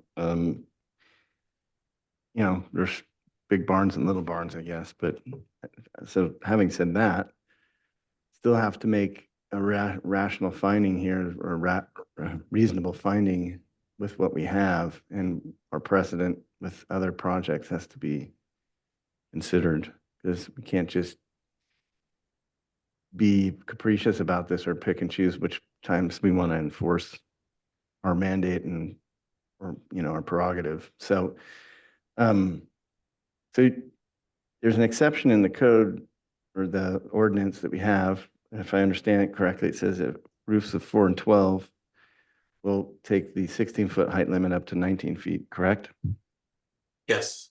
And the question was asked to you, if you had 4 and 12 roofs, and the answer I heard you give, and maybe I'm mistaken, was yes, you do. And I'm looking at your section on sheet A3.1, and it says 3 and 12. So either you're confused about that or I'm confused about that, but nonetheless, that doesn't get you there. So there's no, so right now the project has to be, as it's proposed, evaluated, it's exceeding the 16-foot height limit. So if you can change those roof pitches to 4 and 12, the height limit goes to 19 feet, and then the amount of the architectural feature sticking out of the top of it is minor, and in my mind could be construed as an architectural projection, like we see in stair towers and so on and so forth, right? So if our residents can have a stair tower that projects through, and that's reasonable, then I suppose the stair is to a house as a clear story element like that is to a barn, like a hayloft or whatever, right? So. Okay. Yeah, Yeah, I but apologize. We give- did have a 4 and 12 at one time, and I think we did Give, shrink it. we give exceptions to exceptional architecture, which I think is not what this is, but you can also do it for architectural projections. And it's like a church has a steeple, you know, a house has an entry tower, and a barn has a hayloft, right? Like those are all, feels like I'm doing a SAT question here. You get what I'm saying? Like, Yeah, I do. I'm not talking to you, I'm talking to the chair, sorry. My So- point was just that to categorize as a architectural projection, it has to be under, I think, 400 square feet. The planner could chime in. Anyway, So it's an exception. but for you. I think the starting point for this, to go back to Mr. Peugeot's comment, is it's a minor projection through the height limit at 19 feet. So if we're applying it to the 19 feet, it is minor. If it's 16, it's not so minor. So if, maybe that gives us some direction. I don't know. Well, I mean, if you want to make a projection, sometimes the clear story doesn't go from one wall to the other. It's maybe a portion in the center, and maybe there are 5 bays, maybe 3 bays that projects, and then the rest is just a single gable. And then you get closer. I mean, you get more into the idea of complying with the ordinance, and I agree. It seems to be technical, but we do have to respect this ordinance. I mean, there are precedents, and then people come next door and say, "Well, gee, you allow this next door. Where am I different?" and so forth. So I'm making that argument. I think, yeah, I would summarize that I think an exception could be defensible if there was no other way to get the function of this building under the height limit, but it's such a major jump from 16 feet to 24.8 that some refinement needs to happen before we can really discuss how to make that finding. That I would even study if those little wing buildings need to be attached, or if they can be separated and, attached with the shade structure or something, so that you can lower the main building if they have to be functioning. I have a question for staff. Joe, are you on, or who's the planner? Tatiana. Okay, thanks, Tatiana. What, when we're measuring ridgeline rural height envelopes, like the 16 and 19 feet, is that measured from existing grade or proposed grade?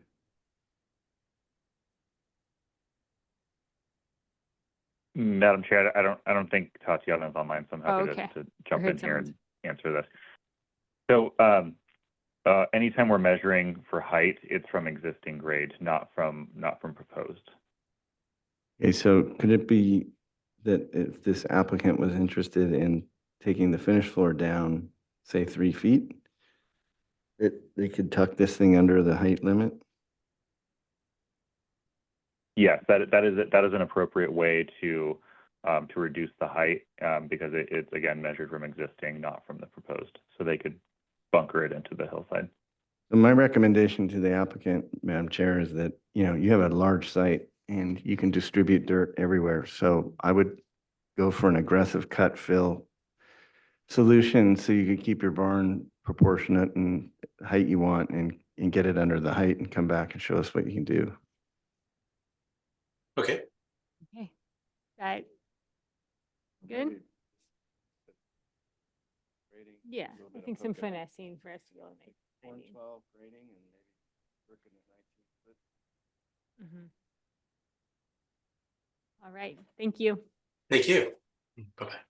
Move on to item 11. The applicant may not be online for this one. We might just be reviewing it ourselves, right? Okay. It's the cell tree. AT&T new tier 4 telecommunications facility, request of Jerry Ambrose of the Yukon Group, agent for AT&T Mobility. Here for preliminary and final approval of a new 70-foot high AT&T wireless telecommunications facility, approximately 800 square feet disguised as eucalyptus tree, and a new 18-foot by 25-foot fenced enclosure with ancillary equipment cabinets and standby generator. There's currently a residence, ag crops, and greenhouses on the property. It's a 17.94 acre parcel located at 4990 Foothill Road in the Carp area. Our previous SBAR comments were the color of the foliage should be specified to match the adjacent palm trees. Palm? Returned, I think they meant eucalyptus trees, right? Return with the sample board, including photos, materials, and colors of example trees. Include paint color for equipment. Oops. I could have sworn this was the one that had a straw vote noted on it. Huh? It's not the same project?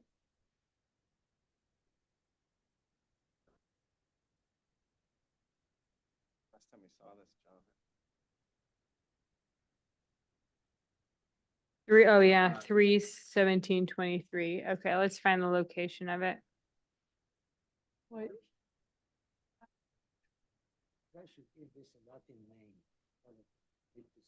Plasticus? Plasticus. Eucalyptus plasticus. Eucalyptus horribilis. Horridus. That's already a plant thing. Plasticus. It's a Florida horridus. Eucalyptus plastico. Mhm. Plasticus. Okay, So what does so it look like? I'm just finding the location. Carbon eucalyptus.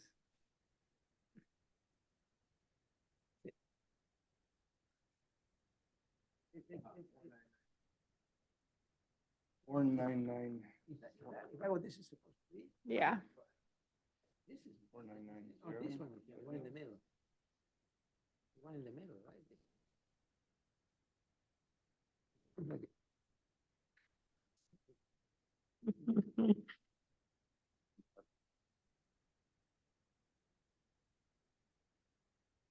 By one of those, right by Carp High, right next to it. Just east of Now that Carp the High. photo's in,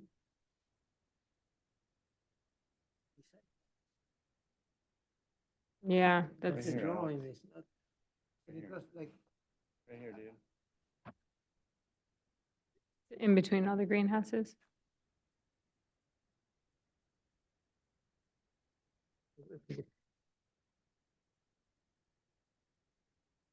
The location. how far is from the? Pretty far from the street.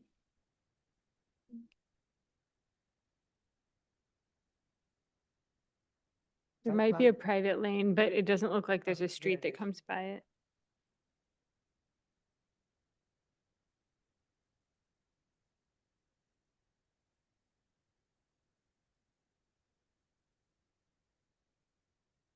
Oh my gosh, there's like a house right up against it.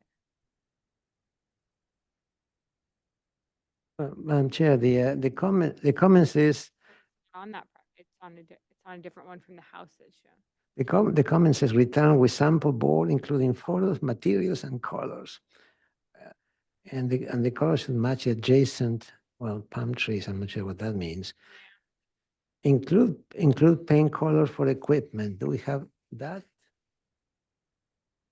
Must be somewhere in the paint color for equipment. This is Willow, the planner for the project. Yes. That wasn't included on the material board, but the agent said it's a dark tan. Okay, okay.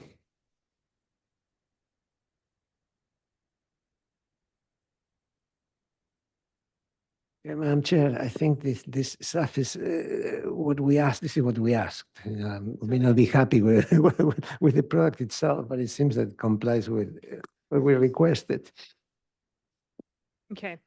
All right, we'll move on to public comment. Is there anyone online or in the audience? No. We have nobody in attendance right now. Okay. We'll close public comment and move on to comments from the board. Start with John. Well, it still looks like a lollipop. Different project. I wish it could, It's not the same project that we looked at last time. it doesn't look like this tree. No, I mean, the one we were talking about, that we were trying to get the shape of it right. Yeah. That was last meeting, right? That's not this. This is a different. Okay, well, it looks like a lollipop. And I think that if they could shape the crown, the top higher, it would help. I mean, where the thing is situated, you can't put a screening trees around it. So, I mean, I would approve what this looks like if they could make the crown higher to give it more of a tree shape instead of a top-heavy look. That's it. Alex? Yeah, I kind of agree with that. I wonder if I forgot what we said last time, but wasn't there any other other trees involved, any other eucalyptus next to it? Or no? I don't think I was here for this. I just, the location doesn't seem familiar to me. I'm not I sure. don't remember what what happened then, but it just seemed like if it's by itself, it's kind of sticks out as being an odd tree. If there was one eucalyptus on either side, that would be, better, I guess. They don't show any other ones on the survey.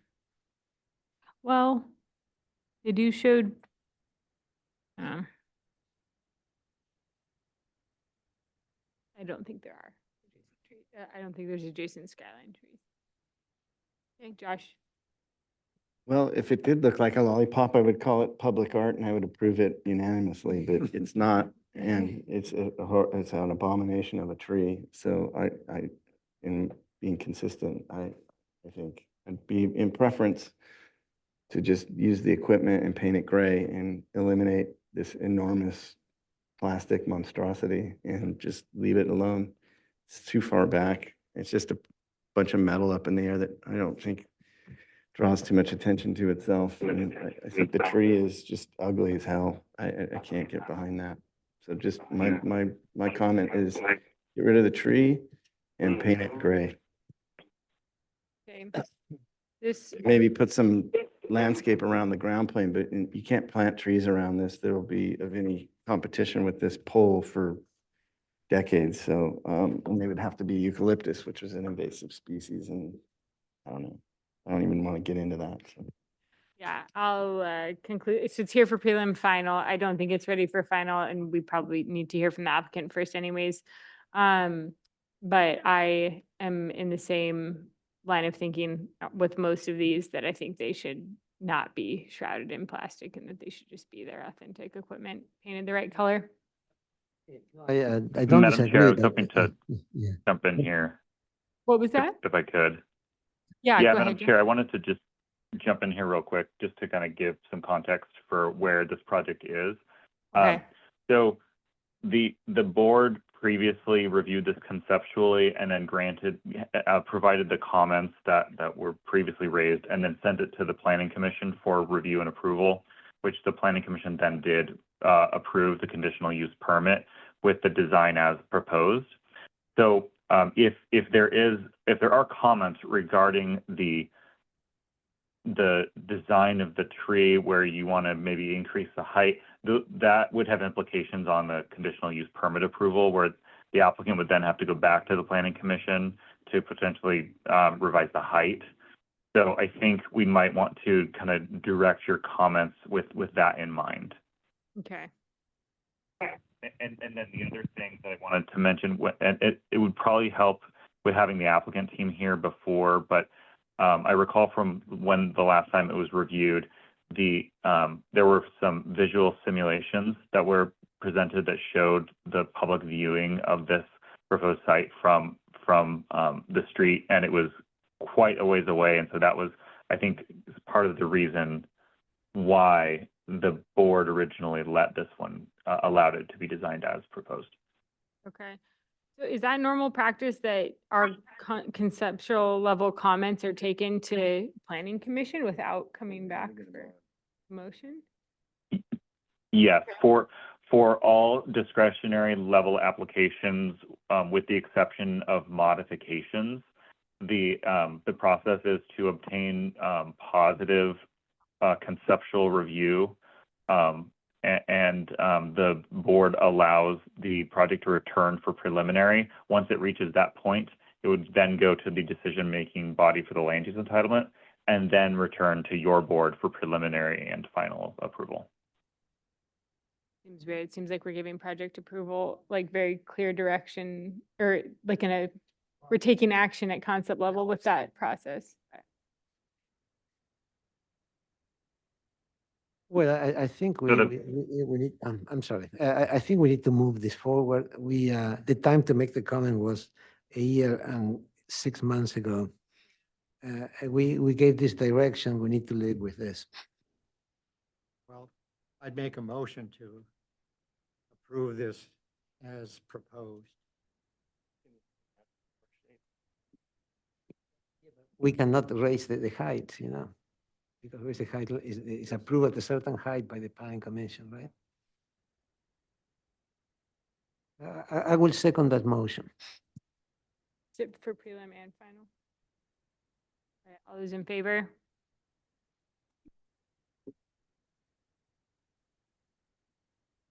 I would rather it come back for final so that we can hear from Jerry if we can extend the branches.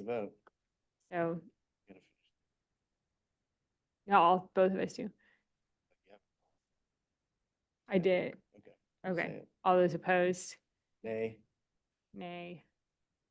With the direction to okay, so we can, Motion I'll failed. propose it, the motion fails. So I'll propose a second motion or a different motion that's for preliminary and to come back for final on consent with photo sims and the applicant here to be able to explain whether we can shape the top of the tree additionally. Do I have a second? I'll second that motion, but it's gonna be a tree of that height. Yeah. It's not gonna be anything else. Because it has the preliminary, we're giving preliminary, right? Yeah, Okay. yeah. Right. Second the motion. All those in favor? Aye. Okay, motion fails. So, Wait, did you vote against? oh no, I said aye. I 3-1. I thought we have to have quorum. No, 3-1. Okay, sorry. I haven't had to do too many of those. Just for the record, to say. For the record, You gotta- motion carries. Yeah. Okay. You're forgetting to say opposed. Okay, to clarify, the motion, Motion carried. Mr. Ambrose, Final on consent. Ambrose to see if we can modify the shape to look more realistic, is that it? Yeah. Without raising the height, is that it? Is that? Or whatever is allowed by the Whatever's allowed within the planning commission. approval. Yeah, approval. Okay, Great. Motion to adjourn, Madam Chair. okay. Approved. Seconded.